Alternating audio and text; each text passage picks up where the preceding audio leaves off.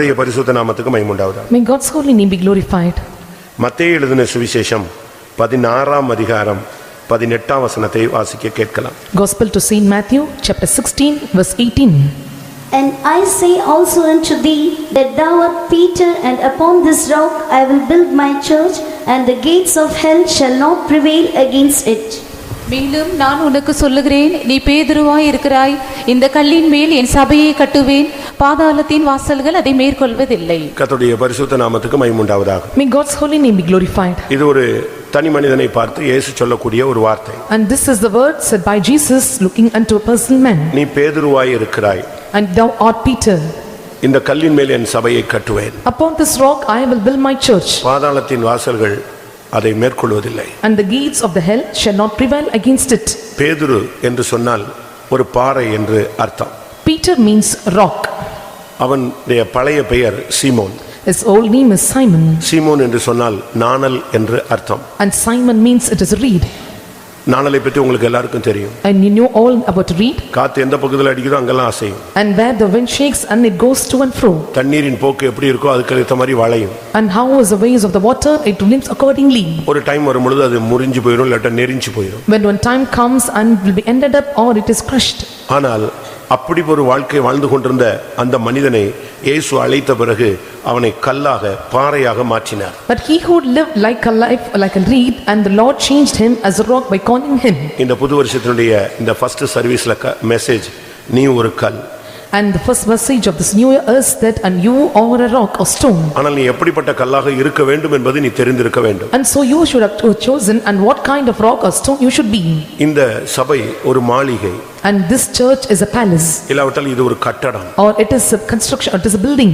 இதுல கல்லுகளுக்கு தான் இடம் உண்டே தவிர மற்ற வல்லமைகளுக்கு இடம் இல்லை. And so there are no room only for the stones, and there is no room for any other thing. நீ ஒரு சரியான கல்லாக மாற வேண்டும். And you should be changed as a right stone. அப்படி மாறினால் உன்மேல் கர்த்தர் சபையை கட்டுவார், இல்லாவிட்டால் உன்னை கொண்டு சபையை கட்டுவார், உன்னையே ஒரு சபையாய் கட்டுவார். When you change like this, and the Lord will build up the stones or rock upon you, or he will make himself at the church and be built upon you. இன்னைக்கு உலகத்துல நீங்கள் பாறைகளை கிரானைட்ஸ் எல்லாம் நீங்கள் பார்க்கிறீர்கள். And so you can see the granites and the rock in the world.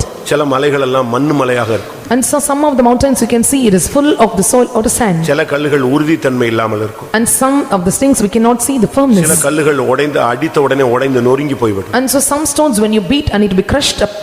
ஆனால் அப்படிப்பட்ட தன்மை உள்ளவர்கள் இந்த சபையில நிற்க இயலாது. But they that are having this nature and cannot able to stand in this congregation. ஏனென்றால் இதுல இருக்கணும்னா அது பரீட்சிக்கப்பட்ட ஒரு கல்லாக இருக்க வேண்டும். And if you want to stay in this church, and you should be a tried stone. இயேசு கிறிஸ்து ஒரு பரீட்சிக்கப்பட்ட ஒரு கல். And Jesus was a tried stone. உன்னுடைய அந்த தன்மையை தேவன் பரீட்சித்து பார்ப்பார். And the Lord will check or he will try your nature or ஒருவேளை aspect. ஒரு வியாதி உன்னை பரீட்சிக்கும். And sometimes the pain may come and try you. நீ ஒரு விருதியான விசுவாச கல்லாக இருக்கிறாயா, ஒரு பரிசுத்த கல்லாக இருக்கிறாயா என்பதை சோதிக்க முடியாத பாவத்தின் போராட்டங்கள் உனக்கு பரீட்சையாக வரலாம். And they may come have the struggles of the sin to test you, or you a firm stone or the stone and steadfast. உனக்கு வியாதி வரலாம். And you may get sicknesses. பிரச்சனைகள் வரலாம். And you may encounter problems. இவைகள் உன்னுடைய உறுதித்தன்மையை பரீட்சித்து பார்க்கிறார். And this test your firmness. மண்ணு கூட எந்த தன்மை இருக்குன்னு சோதிச்சு பார்க்கறாங்க. And they were testing and what nature there is in the soil. தண்ணீரை சோதித்து பார்க்கிறார். And they are testing the water. வீசுகிற காற்றை சோதித்து பார்க்கிறார். And they were testing the winds that blowing. அதுபோல நீ இந்த சபையில ஒரு கல் என்றால் கர்த்தர் உன்னையும் பரிசோதிப்பார். சில நேரங்களில் பிசாசு கூட உன்னை பரிசோதிப்பான். If you are a stone in this church, and sometimes the Lord may test you, or other times we can see that come and devil can test you. சூழ்நிலைகள் உன்னை பரிசோதிக்கும். Or the circumstances will test you. அதனால தான் இங்க அவனை பார்த்து சொல்றாரு, நீ பேதுருவாய் இருக்கிறாய். And so here the Lord said unto him, thou art Peter. உன்மேல் என் சபையை கட்டுவேன். And upon this rock I will build my church. ஏன் இந்த வார்த்தையை அவர் உபயோகிக்கிறார்? And why he used these words? அதை நாம் சரியான விதத்தில் விளங்கிக் கொள்ள வேண்டியது அவசியம். It's very essential for us to understand in the right manner. நீ ஒரு சரியான கல்லா மாறிட்டேன்னு வெச்சுக்கங்களேன். And if you are changed as a right stone, அந்த ஸ்ட்ராங் அந்த உறுதித்தன்மை உனக்குள்ள வந்துருச்சுனா, and so if you get the firmness of the stone, அது ஒரு time ஆகாதான் அந்த உறுதித்தன்மை வரும். And so only when a time comes and it will come to this mature state. இன்னைக்கு மலைகள் எல்லாம் இருக்கிறது, அதுல உறுதித்தன்மை அதனுடைய தன்மையை பொறுத்து இருக்கிறது. And so there are many stones and rocks in this earth, only when you can see the firmness of it. நீ ஒரு சரியான கல்லா மாறிட்டேனா, If you are changed as a right stone, உன்னை கொண்டு கர்த்தர் ஒரு காரியத்தை மோதுறாருன்னா அது நொறுங்கி போகும். and if someone come and dash against you and it will be crushed up. ஒருவன் உன் மேல விழுந்துட்டானா அவன் ஒண்ணுமில்லாம போயிடுவான். If one come and fall upon you and they will be cut asunder into pieces. மத்தேயு 21:44. Matthew chapter 21 verse 44. இந்த கல்லின் மேல் விழுகிறவன் நொறுங்கி போவான், இது எவன் மேல் விழுமோ அவனை நசுக்கி போடும் என்று நான் உங்களுக்கு சொல்லுகிறேன் இந்த என்றார். கல் எவன் மேல் விழுகிறதோ, எந்த கல்லின் மேல் விழுகிறவன் எவனோ, அது விழுந்தாலும் சரி, இந்த கல்லு போய் விழுந்துட்டாலும் சரி, தொலைஞ்சான். And whosoever shall fall on this stone shall be broken, but on whomsoever it shall fall, and it will grind him to powder. இந்த வருடத்துல கர்த்தர் உன்னை ஒரு கல்லாக உபயோகப்படுத்த விரும்புகிறார். In this year, the Lord want to use you as a stone. உன்னை எப்படிப்பட்ட கல்லாக மாற்ற விரும்புகிறார். And so what kind of stone the Lord want to use? அதைத்தான் நம்ம இன்னைக்கு ஸ்டடி பண்ண போறோம். And so we are going to make it a study and we are going to study நமக்கு இது ourselves. தெரியாம இருக்கறனால நீ யாருன்னே தெரியாம எங்கேயோ ஒரு ஓரத்துல கடந்துட்டே இருக்கற. And so without knowing this and without knowing who you are and you are staying in the corner. ஏதோ இந்த சபையில ஒரு வெல்விஷரா வர்றீங்க. And you are coming as a well-wishers in the church. இல்லாவிட்ட ஒரு சப்ஸ்கிரைபரா இருக்கீங்க. Or you are staying as a subscribers. அப்படி அல்ல. It's not like that. நீ இந்த சபையில ஒரு கல்லா இருந்தாதான் உன்னை கொண்டு தேவன் செய்ய வேண்டியதை செய்ய முடியும். Only when you stay as a stone in this church and what the Lord want to perform and he will perform through you. உன்னை கொண்டு இந்த உலகத்திலேயும் இந்த உலகத்துல உனக்குள்ளும் தேவன் செய்ய வேண்டிய ஒரு சில காரியங்கள் இருக்கிறது. And there are certain things the Lord want to perform you through this world and through unions. உன்னை உருவாக்குவது ஒரு பகுதி. And forming and molding you is one part. உன்னை கொண்டு தேவன் கிரியை செய்வது இன்னொரு பகுதி. And the Lord working through you is another part. எழுதி வேணா வச்சுக்க. And so write it down. இந்த வருஷத்துல உன்னை உருவாக்குவது ஒரு பகுதி. In this year the Lord forming you is one side. உன்னை கொண்டு தேவன் கிரியை செய்ய வேண்டியது இன்னொரு பகுதி. On the other part the Lord want to work through you. அதுதான் ஒன்னு ஊழியம், ஒன்னு ஜீவியம். And that is one is life and another is your ministry. உன்னை உருவாக்குவது ஜீவியம். And forming yourself and it is life. உன்னை கொண்டு தேவன் கிரியை செய்கிறது ஊழியம். And God working through you and that is ministry. இந்த இரண்டுக்கும் நீ பயன்படணும். And you should be useful for both these things. ஒரு சிலர் பாருங்க வீட்டுக்கு பயன்பட மாட்டாங்க, ரோட்க்கு பயன்படுவாங்க. And some you can see they will not be useful to the house but they will be useful to the roads. அவன் தன்னுடைய வீட்டுக்கு எந்த விதத்திலும் யூஸே இருக்காம. And there will not be any use or they will be useless to the own family. பொது ஜனங்களுக்கு மற்றவங்களுக்கு அவங்க யூஸ்ஃபுல்லா இருப்பாங்க. But they will be useful to the public and the other people. இப்படி ஒவ்வொருவரும் வித்தியாசமான தன்மையில இந்த பூமியில காணப்படுகிறோம். And so we can see and all are found in different natures. இன்னைக்கு இந்த மெசேஜ் உன் மண்டலை உன்னுடைய மனசுல பதிக்கப்பட வேண்டும். And today this message should be affixed in your heart and mind. நீ ஒரு கல். You are a stone. நீ ஒரு கல்லா இருந்தாதான் கர்த்தர் சபையை உன் மேல கட்டுவார். And only if you are a stone the Lord can build up the church upon you. நீ கல்லா ஆகாத வரைக்கும் கர்த்தர் உன் மேல இந்த சபையை கட்ட முடியாது. Until you become not a stone the Lord cannot build up the church in you. நீ ஒரு கல்லா இருந்தாதான் பாதாளத்தின் வாசல் உன்னை மேற்கொள்ள முடியாது. Only when you are a stone and the gates of the hell shall not prevail against it. பேதுருவின் வாழ்வை பார்க்கும் பொழுது When you look into life of Peter, அவனுடைய வாழ்க்கை பாறையாக இருந்தாலும் அவனுடைய வாழ்க்கை பாதையிலே அவன் பாறை என்று அழைக்கப்பட்டாலும் even in the life journeys when he was called as a rock, ஆனால் அடிக்கடி அந்த உறுதித்தன்மை அவன் இழந்தவனாக இருந்தான். and often and he lost the firmness in his life, மறுதலித்தான், and he despised, சபித்தான், and he cursed, சத்தியம் பண்ணினான், and he promised, மறுபடி மீன் பிடிக்க போனான், and once again he went to catch fish, வஸ்திரம் இல்லாதவனாய் and காணப்பட்டான். he was went without garments. இதெல்லாம் அவனுடைய வாழ்வினுடைய அந்த உறுதித்தன்மை அற்றதை காண்பிக்கிறது. And this shows and he lived a life without any firmness. ஆனால் அபிஷேகம் பெற்ற பின்போ But after receiving anointing, அந்த உறுதித்தன்மை அதிகரிக்க ஆரம்பித்தது. and the firmness started to increase, அவனை கர்த்தர் சரியான ஒரு பாறையாக மாற்றிவிட்டார். and the Lord made him a firm rock. எந்த சூழ்நிலையும் அசையாத ஒரு மனுஷன். And he was the one who was unshakable at any situations. சிலுவையை கொண்டு வந்து முன்னால வச்சிட்டு And taking the cross on his side, உன்னை சிலுவையில அறைய போறோம் அப்படின்னு சொல்றார். and they said we are going to crucify you on the cross. அந்த மரண தண்டனை விதிக்கிற எல்லாருக்கும் ஒரு கேள்வி உண்டு. And all who are having this punishment of death have a question. உங்களுடைய கடைசி ஆசை என்ன? And what is your last desire? இந்த கேள்வி அவனுக்கு கேட்கப்பட்டது. And this question was asked to him. உன்னை சிலுவையில அறைய போறோம். And we are going to crucify you. உன்னுடைய கடைசி ஆசை என்ன? And what is your last desire? அப்ப அவன் சொன்னான், And he replied, என்னை சிலுவையில அறைங்க. and crucify me on the cross. நான் அதுக்கு ஆயத்தமாயிட்டேன். I am ready to be crucified. But ஒரே ஒரு நிபந்தனை. But only one condition. என்னுடைய ஆசை என்னன்னா, You know what is my desire? நான் பெரிய யோக்கியம் கிடையாது. I am not a worthy person. பரிசுத்தரே சிலுவையில நேரா அடிக்கப்பட்டிருக்கிறார். When the Holy One was hung on the cross and straightly, எனக்கு அந்த தகுதி இல்ல. I am not worthy to be hung on the அதனால same. என்னைய சிலுவையில தலைகீழ அடிங்கன்னு சொன்னான். And so he said, please crucify me upside down on the cross. அதனால அந்த சிலுவை எக்ஸ் வடிவில வைக்கப்பட்டது. And so the cross was kept on the X direction. அப்படி தலைகீழ தன்னை மரிக்கக்கூடிய அளவுல மரிக்கக்கு சிலுவையில ஒப்புக்கொடுக்கக்கூடிய அளவு அவன் ஒரு கற்பாறையாக மாறிவிட்டான். And so he became a firm stone or rock and so was able to crucify on the cross upside down. இந்த சபைக்கு நீ வரும்பொழுது ஒரு நாணலா இருக்கலாம். And when you come to this church and you may be like a reed. ஆனால் உன்னை கர்த்தர் பாறையாக மாற்றுகிறார். But the Lord changed you as a rock. இன்னைக்கு நீ எந்த உறுதித்தன்மையில இருக்கிறீங்க அப்படின்னு எனக்கு தெரியல. I don't know what firmness you are at present now. வருடங்கள் போக போக உன்னுடைய பாறை தன்மை இன்னும் அதிகமாக உறுதியாக வேண்டும். When the years pass and the nature or the aspect of your rock should be increased. அப்படி உன்னை மாற்றும் பொழுதுதான் தேவன் உனக்குள்ள இருந்து கிரியை செய்ய இயலும். And so when you change like this and the Lord is able to work through you. இந்த வருஷத்துல உன்னை கொண்டு தேவன் சபையை கட்ட விரும்புகிறார். In this year the Lord want to build up the church through you. ஏழை பணக்காரன் படிச்சவன் படியாதவன் உயர்ந்து தாழ்வு இதெல்லாம் தேவனிடத்துல கிடையாது. And so height and depths and illiterate and educated uneducated and rich and poor, there is no partiality in God. நீ பாறையா இருந்தால் கர்த்தர் சபையை கட்டுவார். If you are rock and the Lord will build up the church. சபையை கட்டுகிறதுனா என்ன? And what is the meaning of building up the church? சபைனா எப்படி இருக்கணும்? And how the church should be. அதை நம்முடைய அந்த வெளிச்சத்தை நாம் கவனிக்க வேண்டும். And so we have to understand through the light of the word of God. அப்போஸ்தலர் 9:31. Acts chapter 9 verse 31. அன்றைக்கு இருந்த சபைகள் எப்படி இருந்தன? And how the church were in the early days. சபையை கட்டுவேன்னா எப்படி கட்டுவார்? And if the Lord says I will build up the church, and how he will build up. அப்பொழுது யூதேயா கலிலேயா சமாரியா நாடுகளில் எங்கும் சபைகள் சமாதானம் பெற்று பக்தி விருத்தி அடைந்து கர்த்தருக்கு பயப்படுகிற பயத்தோடும் பரிசுத்த ஆவியின் ஆறுதலோடும் நடந்து பெருகின. சபையை கட்டுகிறேன்னு சொன்னா அதுல 4 தன்மை இருக்கிறது. And so building up the church, and there are 4 natures.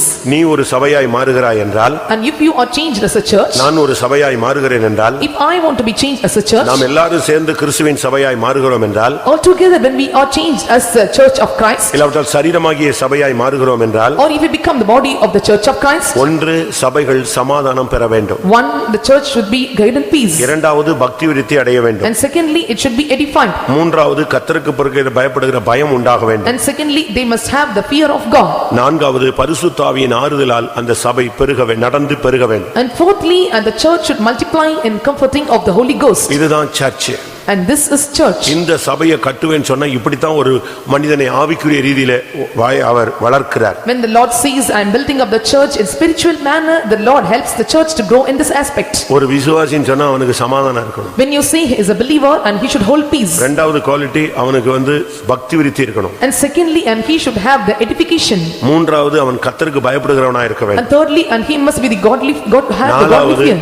நாலாவது அவனுக்கு பரிசுத்த ஆவியின் ஆறுதல் இருக்க வேண்டும். And fourthly, and he should have comfort and Holy Ghost. அதனால சமாதானம்னா 24 hours அப்படி பீஸ்ஃபுல்லா இருப்போம் இல்ல, வரும் பிரச்சனைகள்லாம் வராம இருக்காது. And peace, we should not think that and all 24 hours and we should live a peaceable life and we may encounter problems. குடும்பத்துல, வீட்ல, சபையில, பிரயாணங்கள்ல, வேலை ஸ்தலங்களில எல்லா பகுதியிலும் நம்முடைய சமாதானத்தை கெடுக்கக்கூடிய சூழ்நிலைகளை தேவன் அனுமதிப்பார். In family, in situations, or in the place where we are working, or in the church, in the ministry, wherever we are, and the devil will cause the problems to curb the peace. ஆனா உனக்கு இயேசுவின் சமாதானத்தை கொடுத்துட்டு போயிருக்கிறார். And but Jesus have already gave you peace. இயேசு என்ன சொன்னாரு? And what Jesus said? என் சமாதானத்தை உங்களுக்கு வைத்து போகிறேன். And so I place my peace unto you. அந்த சமாதானம் உனக்குள்ள இருந்துச்சுன்னா இந்த வருஷத்துல நீ சபையாய் கட்டப்படுவாய். And when you hold this peace and you will be built up the church and a rock in this church. உன் மனைவியோ உன் புருஷனோ எந்த ஒரு சூழ்நிலையோ உன்னுடைய அந்த கிறிஸ்து கொடுத்த சமாதானத்தை எடுக்க விடக்கூடாது. And your husband or wife or children, and you should not allow them to take the peace of Christ which is given to you. நீங்க எல்லாரும் ஒரு தீர்மானம் எடுத்துக்கங்க. And you should take a decision. என்னுடைய சமாதானத்தை காத்துக்கொள்ள எனக்கு அருள் செய்யும். And help me or grace me to hold on my peace. சமாதானம் உனக்குள்ள இருந்தாதான் பிசாசை நீ தலையை நசுக்க முடியும். Only when you hold on the peace and you can bruise the head of the Satan. சமாதானத்தின் தேவன் தாமே சாத்தானை உங்கள் கால்களின் கீழே நசுக்கி போடுவாராக. And let the peace of God and crucify or bruise the head of Satan. பிசாசை அழிக்கிறதுனுடைய முதல் ஆயுதம் சமாதானம். The first weapon to bruise the Satan or to destroy him is peace. சமாதானத்தை உண்டு பண்ணுகிறவர்கள் பாக்கியவான்கள். And blessed are the peacemakers. சமாதானம் பண்ணுகிறவர்கள் பாக்கியவான்கள், அவர்கள் தேவனுடைய புத்திரர் என்று எண்ணப்படுவார்கள். And blessed are the peacemakers, and they will be counted as a son of God. எல்லாரும் கண்ணை திறந்தே பாருங்க. நீங்க கண்ணை மூடுனா எனக்கு பயமா இருக்கு. Please open your eyes and see. கர்த்தருடைய பரிசுத்த நாமத்துக்கு மகிமை உண்டாவதாக. May God's holy name be glorified. ஒருவேளை மெய் மறந்து கேக்குறீங்களான்னு எனக்கு தெரியல. I don't know whether you are forgetting yourself and you are hearing. இல்ல நீங்க போயிட்டீங்களான்னு எனக்கு புரிய மாட்டேங்குது. I don't know whether you gone somewhere. அதனால நீங்க கண்ணை திறந்தே இருங்க, நானும் திறந்தே பார்க்கிறேன். And please open your eyes and I will open my eyes and look into you. ஒரு தேவனுடைய பிள்ளை இந்த வருஷத்துல நீ ஒரு சபையாய் மாறணும்னா முதலாவது உன்னுடைய சமாதானம் தான் முக்கியம். And children of God, and if you want to become a rock or church, and you the needs and peace unto you. சாத்தானை நசுக்கிறதுக்கு அதுதான் ஆயுதம். And that is a weapon to bruise the Satan. இரண்டாவது Secondly, பக்தி விருத்தி அடைய வேண்டும். and they should be edified. 1 கொரிந்தியர் 8:1 என்ன சொல்லுகிறது? And 8:1 of 1 Corinthians, what it says? அன்போ பக்தி விருத்தியை உண்டாக்கும். And so this charity or love that makes the edification. பக்தி விருத்தி. And this godliness and this edification. அடுத்த ஸ்டெப் பக்தி வைராக்கியம். And next is godly zeal. அப்ப பக்தியில ஒரு விருத்தி உண்டாகணும். And so there must be edification, and that is multiplication in the edification. அது எப்படி ப்ரொடியூஸ் ஆகும்? And how it is produced? அது அன்பு தான் அதை ப்ரொடியூஸ் பண்ண முடியும். Only the charity or love can produce it. அன்போ பக்தி விருத்தியை உண்டாக்கும். And this charity edifieth. அப்போ இந்த வருஷத்துல உன்னுடைய அன்பை நீ கூட்டி வழங்கணும். And so in this year you have to add love to others. அன்புக்கு 3 சக்தி உண்டு. And there is 3 powers for love. முதலாவது அன்பு பக்தி விருத்தியை உண்டாக்கும். And first the charity edifieth. இரண்டாவது அன்பு திரளான பாவங்களை மூடும். And secondly, this love covers multitude of sins. அன்பு எல்லாத்தையும் தாங்கும். And love that bear everything. இப்போ நம்முடைய உலக பிரகாரமான அன்புங்கிறது அது கொச்சைப்படுத்தப்படுகிறது, அசிங்கப்படுத்தப்படுகிறது. And so the worldly love that makes illegal or it makes us to put in shame. இப்போ நம்முடைய அன்புன்னா என்ன? But what is our love? உலகத்துல அன்புன்னா என்ன? And what is the love in the world? சிரிக்கிறது, லெட்டர் கொடுக்கிறது, நெட்ல SMS அனுப்புறது, இதுதான் அன்புன்னு நினைச்சிட்டு இருக்கான். இது எத்தனை வருஷம் தான் SMS கொடுப்பான்? ஒரு 3 வருஷம் கொடுப்பான். அதுக்கு பிறகு அவளை கல்யாணம் கட்டி அவளை நடு ரோட்ல விட்டுறான். And smiling and laughing and chatting and giving the SMS for 3 years they can do, then after they will leave. நான் இந்த அன்பை பேசவே இல்ல. But I am not speaking about this love. நாம பேசுறது தேவனுடைய அன்பு. I am speaking about the love of God. அந்த அன்பு உன்னுடைய உள்ளத்துல பரிசுத்த ஆவியில ஊற்றப்படுகிறது. And so this love of God is shed abroad in our hearts by Holy Spirit. இந்த அன்பு விருத்தி அடையணும். And this love should be multiplied. அது வைராக்கியமா மாறணும். And it should be changed as zeal. அப்பதான் நீ யெகோவா போல கர்த்தருக்காக நிப்பாய். Only then and you can stand like Jehu God with godly zeal. அந்த அன்பு உனக்குள்ள ஏறும் பொழுது, அதிகமாகும் பொழுது, when this love multiplies in you, உன் மனைவியுடைய பாவத்தை மூடுவாய். and you will cover the sin of your wife. புருஷனுடைய பாவத்தை நீ மூடுவாய். And you will cover the sin of your உன் husband. பிள்ளைகளுடைய பெற்றோர்களுடைய பாவத்தை நீ மூடுவாய். And you will cover the sin of your parents and children. உன்னுடைய சபையில் உள்ள விசுவாசிகளுடைய பாவத்தை நீ மூடுவாய். And you will cover the sin of the believers in the church. அந்த அன்பு இல்லன்னு சொன்னா பக்தி விருத்தி உண்டாகாது. யாருடைய பாவத்தையும் மூட மாட்டே. ஒரு சின்னதை பார்த்தீனா உடனே நீ எல்லாரையும் நான் பார்த்தேன்னு சொல்லி இந்த கோழி முட்டை போட்டுட்டு கத்துற மாதிரி கத்திக்கிட்டே இருப்ப. When there is no love and you will not cover the sins of others and your love will not be edified and you will shout and looking at the faults of others. மூன்றாவது கர்த்தருக்கு பயப்படுகிற பயம். Thirdly, fearing God.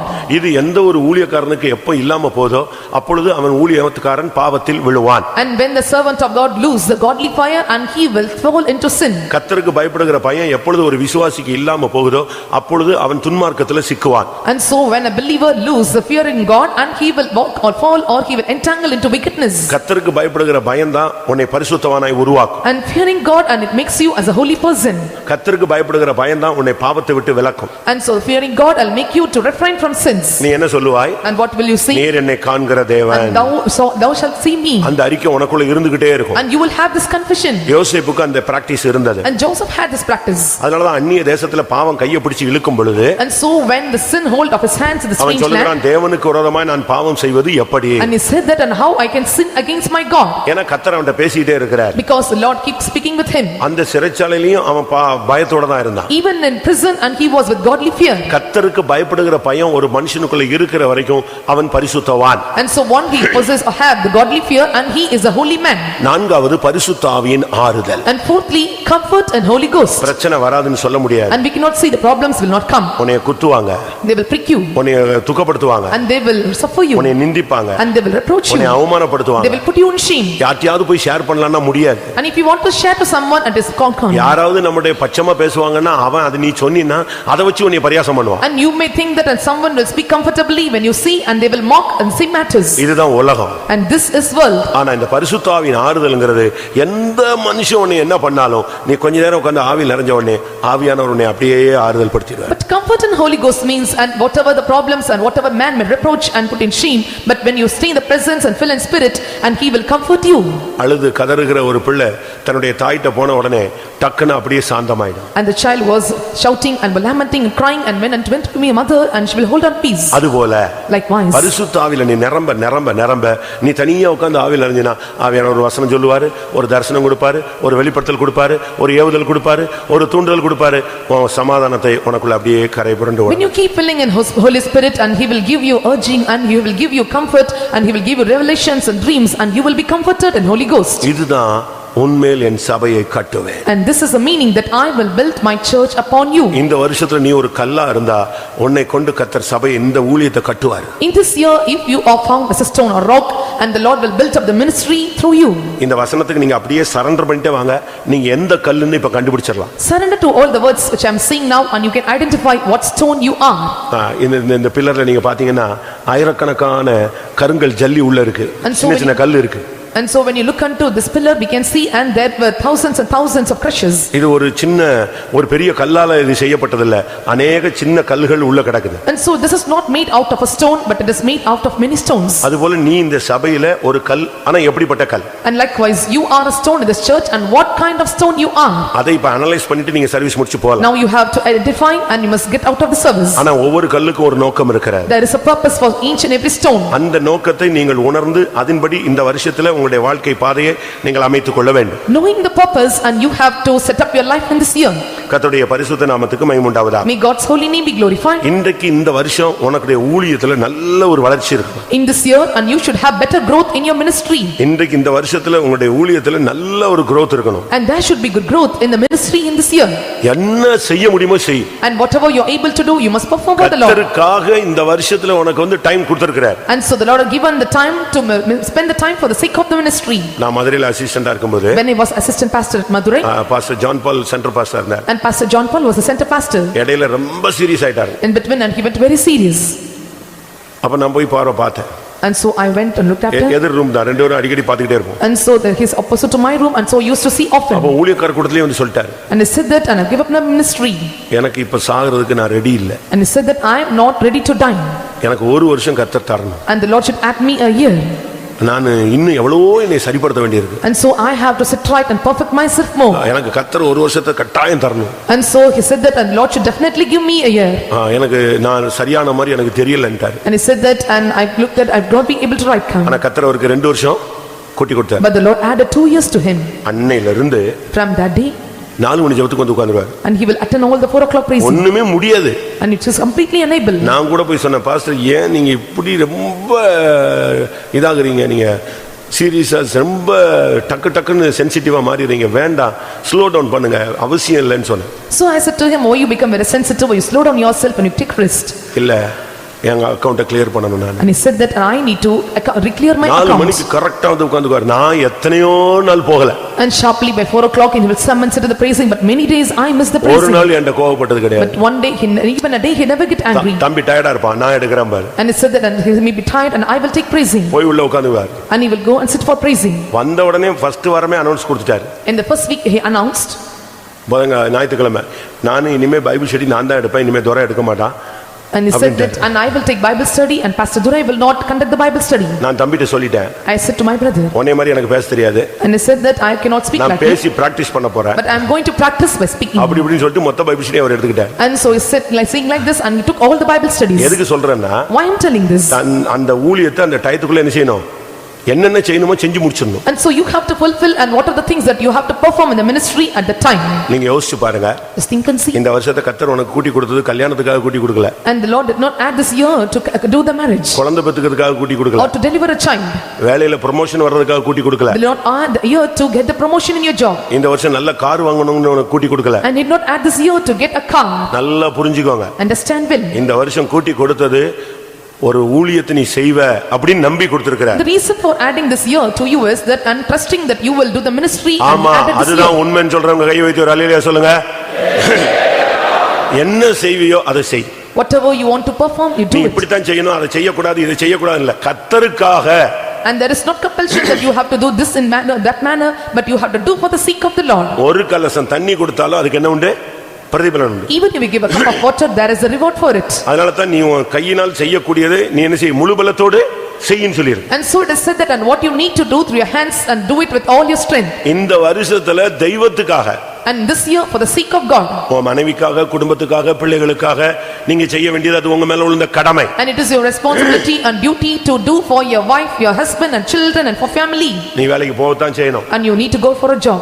நீ கஷ்டப்படத்தான் செய்யணும். And you must suffer under difficulties. சம்பாதிக்கிறத வீட்டுக்கு கொண்டு போய் ஒழுங்கா கொடுக்கத்தான் செய்யணும். And all the incomes that you earn, you must give it to your family. இருக்கிற கடன் எல்லாம் நீ அடைக்கத்தான் And செய்யணும். you have to settle up all your debts. இதெல்லாம் நீ கல்யாணம் கட்டினதுனால பிள்ளையை பெற்றதுனால செய்ய வேண்டிய கடமை. And this is a duty that you are married and so you have beget child, you must do it. இதுக்கெல்லாம் பரலோகத்துல எந்த பிரதிபலனும் கிடையவே கிடையாது. So there is no reward for all these things in heaven. நல்லா புரிஞ்சுக்கோங்க. Understand well. உனக்கு பரலோகத்துல பிரதிபலன் வேணும்னா If you நீ want- கர்த்தருக்காக எதையாவது செய்திருக்கணும். And if you want reward in heaven and you have done something for the sake of the Lord. அது என்ன? And what are this? ஒரு பாய் போட்டிருக்கலாம், And you must spread the mats. Bathroom கழுவி இருக்கலாம், Or you clean சமையல் பண்ணி toilets. இருக்கலாம், And you cook in kitchen. கர்த்தருக்காக அலைந்து கிளந்து ஏதாவது செஞ்சிருக்கலாம், And so you wandered to and fro and did something for the Lord. இல்ல டிராக்ட் ஊழியம் செய்யலாம், Or you can do the tax ministry. இல்ல ஜெயில் மினிஸ்ட்ரி செய்யலாம், Or you can do jail ministry. இல்ல கிடியன் ஊழியம் செய்யலாம், Or you can do the Gideon ministry. இல்ல விட்டா நீங்க ஹாஸ்பிடல் மினிஸ்ட்ரி செய்யலாம், Or you can do hospital ministry. இல்ல ஓபனர் மினிஸ்ட்ரி செய்யலாம், Or you can do open air ministry. இல்ல உபவாச ஜெபம் போடலாம், Or you can conduct fasting prayers. ஏதாவது இல்ல சண்டே ஸ்கூல் ஊழியம் செய்யலாம், Or you have done a Sunday school ministry. Area prayer எடுக்கலாம். You can conduct area prayers. இப்படி நீங்க எதையாவது ஒன்றை நீ தேவனுக்காக செய்யணும். And you have to do something for the sake of God. அப்பதான் கர்த்தர் உன்னை ஒரு பாறையாக வைத்ததின் நோக்கம் நிறைவேறுது. And only then the purpose of the Lord keeping you as a rock is fulfilled. இரண்டாவது, Secondly, ஆதியாகமம் 28 நாம் பார்க்கும் பொழுது when we look into book of Genesis chapter 28, தகப்பனாலும் தாயினாலும் தன்னுடைய சகோதரனாலும் புறக்கணிக்கப்பட்டு அனாதையாக வனாந்தரத்துல பாலும் ஊளையிடுகிற வனாந்தரத்துல அவனை கண்டுபிடித்து அலைந்து போன யாக்கோபை ஆண்டவர் கண்டுபிடித்தார். and the Lord looked unto Jacob and who was forsaken by his parents, his father and children and parents, and he was found in the howling wilderness. உபாகமம் 32:10 பார்க்கும் பொழுது When we look into Deuteronomy chapter 32 verse 10, பாலான ஊளையிடுகிற வனாந்தரத்திலே நான் அவனை கண்டுபிடித்தேன். and so here the Lord says that, and I found him in a desert land and a waste howling wilderness. ஆனா இரவு இருள் சூழ்ந்து விட்டது. And but now the darkness encompassed the place. வீட்ல நல்லா அழகா படுத்து தூங்கின ஒரு ஆளு. And so he was the one who slept well in house. இப்போ பெட்ஷீட் இல்ல. Now there is no bed sheet. இப்போ தலையணை இல்ல. And there is no pillows. ஒரு நிர்பந்தமான ஒரு பாதை. And this is a miserable path. அப்ப என்ன செஞ்சான்? And what he did? கீழ கிடக்கிற ஒரு கல்லை தூக்கி எதை வச்சுக்கிட்டான்? தலையணையா வச்சுக்கிட்டான். And so what he did now, and he took the stone and kept as a ஆனா அன்னைக்கு pillow. ஒரு சொப்பனம். But he got a wish, a dream. அருமையான சும்மா சாதாரண சொப்பனம் இல்லங்க. It is not a normal dream. சரியான ஒரு vision. And it was a right vision. அந்த விஷன் இப்போ 6000 வருஷமாக பேசப்பட்டு வருகிற அந்த சொப்பனம் 6000 வருஷமா பேசிட்டு இருக்கான். கோடிக்கணக்கான ஜனங்கள் படிச்சிருக்காங்க. And crores of people, they are reading and they were knowing about the visions for 6000 years. அந்த தரிசனத்தை அந்த சொப்பனத்தை பார்த்த உடனே And after looking to the dream, எழும்பி இந்த கல்லை தூக்கி நட்டிட்டான். and he planted a stone. கையில இருந்த கொஞ்சம் எண்ணெய் தூக்கி அது தலை மேல ஊதி வச்சிட்டான். And he poured oil upon the top of it. இந்த கல் தேவனுக்கு வீடாகும். And he said that, and this stone be with house of God. அந்த சாதாரண வனாந்தரத்துல கடந்த ஒரு கல் இப்ப எதா மாறிடுச்சு? தேவனுடைய வீடாக மாறி. It was an ordinary stone found in the wilderness, now it became house of God. இது எதை காண்பிக்கிறது? What does it show? நீ இந்த சபையில ஒரு கல்லு. And you are a stone in the உன்னை church. தேவனுடைய வீடாக கர்த்தர் மாற்ற The விரும்புகிறார். Lord designed to change you as his house. எப்படி அந்த கல்லுக்கு இப்படி ஒரு டக்குன்னு ஒரு வித்தியாசமான ஒரு தன்மை கொடுக்கப்பட்டது? And how this different nature was given to this stone? அங்க கிடைச்ச தரிசனம், The vision he got in that அங்க place. கிடைத்த வெளிப்படுத்தல், The revelation he received. அங்க ஆண்டவரை அவன் பார்த்தது, And there he behold அங்கே God. அவனுக்கு கிடைத்த வாக்குத்தத்தம். And the promise that he received in that place. இதுதான் ஒரு கிறிஸ்தவ வாழ்க்கையில ஒரு ஸ்டெப் ஏறுகிறதை காண்பிக்கிறது. And this shows that you are climbing a step in a Christian life. நீ கிறிஸ்தவன் சொல்றதல்ல, நீ ஜெபிச்சு கிறிஸ்தவனாய் காட்டணும். It's not showing that you are a Christian, but you have to pray that you show நீ that you are a பேச்சில Christian. கிறிஸ்தவன் காட்டி பிரயோஜனம் கிடையாது. It's not use of showing that through your talking that you தேவனுடைய are a Christian. ராஜ்யம் பேச்சில் அல்ல, And kingdom of God is not a speech. அது முழங்காலில் பலத்தில் இருக்கிறது. It is in the strength of your knees. இந்த வருஷம் நீ ஒரு கல், நீ தேவனுடைய வீடாய் ஜெப வீரனாய் மாறணும். In this year you are a stone and you should become a house of God and a prayer warrior. நீ எவ்வளவு நேரம் ஜெபிக்கிறங்கிறது தான் முக்கியம். It means that how long you pray. அப்படி நீ மாறினா இந்த தலை சாதாரண கல்லு தேவனுடைய வீடாக மாறிவிட்டது. And if you change like this, and this ordinary stone will become the house of God. நான் ஏற்கனவே உங்களுக்கு சொல்லியிருப்பேன். Already I have said you. Pastor டியூ அவர்கள் ஃபாரின்ல இருக்கும்போது ஒரு கேரளா ஃபேமிலி அவரோட ரொம்ப க்ளோஸா இருந்தாங்க. And Pastor to you when he was ministering at foreign, and so one Kerala family they were very close to him. நல்லா சம்பாதிச்சிட்டு வந்து செங்கனூர்ல செட்டில் ஆயிட்டாங்க. And they earn more and they settle at Chenganur. எத்தனையோ bus ஓடுது, And they had a bus எத்தனையோ super market, and had many supermarkets. நல்ல ஒரு family, இப்பவும் சத்தியத்துல இருக்கிறாங்க. And they were good family and still they were in our fellowship. அவங்க இங்க வந்து செட்டில் ஆயிட்டாங்க. And they came and settled up here. Pastor டியூ சீப் பாஸ்டர் ஆன பிறகு When Pastor T.U. became a chief pastor, Kerala போயிருக்கும்போது அந்த ஃபேமிலி மொத்தமா பரிவாரங்களோடு வந்து பார்த்தாங்க. and so he went to Kerala and they came with gifts to look after him. வந்து பார்த்துட்டு இது என்னுடைய பப்பா, என்னுடைய மம்மி, அது இதுன்னு எல்லாத்தையும் இன்ட்ரோடியூஸ் பண்ணி வச்சாங்க. And he introduced by saying that this is my father and this is my children, and he introduced everyone. அவர் அதை நிறுத்தினார். And he said, stop all these. நீ ஏன் கூட ஃபாரின்ல இருக்கும் பொழுது ஜெபித்தாயே, அந்த ஜெபம் உனக்கு இருக்கான்னு கேட்டார். When you were with me in foreign and you prayed with me, do you have this experience now? அப்படி இவர் அமைதியாயிட்டார். And he kept silent. நம்ம ரெண்டு பேரும் அடிக்கடி நம்ம முழங்கால பாப்பத்துக்கோம் இல்லையா? And so we used to meet each other with our knees. ஜெபிச்சு ஜெபிச்சு முழங்கால் எப்படி இருந்துச்சு? காய்ப்பு விழுந்து போயிருந்துச்சு. And so we keep bending our knees went so wounded. இப்ப காட்டு அப்படினாரு. Now he asked him to show it. அவருக்கு என்ன சொல்லனே தெரியல. He don't know what to say. உன் முழங்கால காட்டுனாரு. And he said him to show his knees.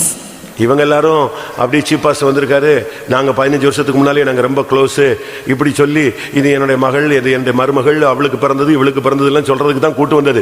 சும்மா 5 டக்கல் அட்டகாசமா dress போட்டு இவர் வந்தது சொன்னாரு, உன் முழங்கால எனக்கு காட்டு. And just to introduce his children and all and to tell about this நீ thing. ஏன் கூட அங்க இருக்கும் பொழுது எப்படி இருந்த, உன்னுடைய ஜெப ஆவி எப்படி இருந்துச்சு, இப்போ எனக்கு காட்டு, நான் அதை வச்சு உன்னை ஜட்ஜ் பண்றேன். When you are with me and how is your prayer life and how your prayer life, and so he asked, show your knees and I will check yourself. அந்த சகோதரன் உட்கார்ந்து ஓன்னு முழங்கால் போட்டு கத்தி அழுதுட்டான், ஐயோ போயிடுச்சு என் life. And the brother bent his knees and shouted and cried aloud and said, I lost my life. அதை இழந்துட்டு இவளெல்லாம் கூட்டு வந்திருக்கிற, இத்தனை பேரை கூட்டு வந்திருக்கிற என்னத்துக்கு? And he said that, and losing all these things, and why did you call all these people? எல்லாத்தையும் இன்ட்ரோடியூஸ் பண்ணி எனக்கு என்ன ஆக போகுது? And what is the use of introducing all these people to me? நீ பெத்த பிள்ளை, அவ பெத்த பிள்ளை, அவ பெத்த பிள்ளை எல்லாம் கூட்டு வந்து என்ன பிரயோஜனம்? உன்னுடைய முழங்கால் என்ன ஆச்சு? And what is the use of bringing all these children, and what happens to your knees? ஆண்டவர் 20 வருடம் கழித்து யாக்கோபோடு பேசினார், நீ தூணுக்கு அபிஷேகம் பண்ணின அந்த கல்லிலே நீ பண்ணின பொருத்தனை பண்ணின அந்த இடத்துல உனக்கு தரிசனமான தேவன் நானே. And the Lord after 20 years spake to Jacob that, and it was a pillar of bronze and the anointed evidence. 20 வருடத்துக்கு முன்பாக நீ முழங்கால்ல நின்னு அந்த தரிசனத்தை பார்த்து, ஆண்டவரே என்னை கடைசி வரை காப்பாற்றினால் நீரின் தேவன் என்று சொன்னாயே, அந்த இடத்துக்கு நான் உன்னை திருப்பி கொண்டு வர விரும்புகிறேன். And before 20 years I anointed at the place, and you said that I am the Lord who give the vision. I want to take you back to the same place. அந்த வார்த்தையை கேட்ட பிறகு யாக்கோபுக்கு மனைவி, தன்னுடைய பிள்ளைகள், தன்னுடைய ஆடு மாடு மாமன் மச்சான் எல்லாத்தையும் மறந்துட்டான், நான் போகணும்னு சொன்னான். After hearing all these words, and he forget all his father-in-law and all the cattle and everyone, and he wanted to say that I want to come back to the place. அதோட எல்லாத்தையும் தூக்கி போட்டு ஓட ஆரம்பிச்சிட்டான். And so left all these things and started to run to the அதே place. இடத்துக்கு வந்து நின்றான். And he seems to the same place. ஏல் பெத்தேலிலே வந்து நின்றான். And he stood on the same place at El தேவன் Bethel. தனக்கு தரிசனமான இடத்துல வந்து நின்றான். And stood the place where the Lord appeared to him. அந்த கல்லுக்கு நீ திரும்பி வா. And come back to the same stone. அந்த ஜெப வீரனாய் நீ திரும்பி வா. And come back as a same prayer warrior. மறுபடியும் அதே தரிசனம். And same vision. அதே வெளிப்படுத்தல். And same revelation. அதே மகிமையை காண்கிற கண்கள். And again to see the same eyes. தேவ சத்தத்தை கேட்கிற காதுகள். They used to hear the voice of God. தேவனுடைய சித்தத்தை உணரக்கூடிய ஒரு இருதயம். The heart to understand the will of God. மறுபடியும் அதே வாக்குத்தத்தம் உனக்கு கிடைக்கணும். And let you receive the same promises. நீ தேவனுடைய வீடாய் மாறணும். And you should become the house of God. அதுதான் முக்கியம். And that is நீ essential. இந்த சபையில வந்து ஒரு கல்லாக இருக்கிறதல்ல, இந்த கல்லு தேவனுடைய வீடாக நீ மாறி இருக்க வேண்டும். It doesn't matter that you become a stone in the church, but you should be turned into the house of God. உங்களுடைய முழங்கால் எப்படி இருக்கு? How are your knees? உங்களுடைய கரண்ட கால்லாம் எப்படி இருக்குன்னு பாருங்க. And check on how your knees.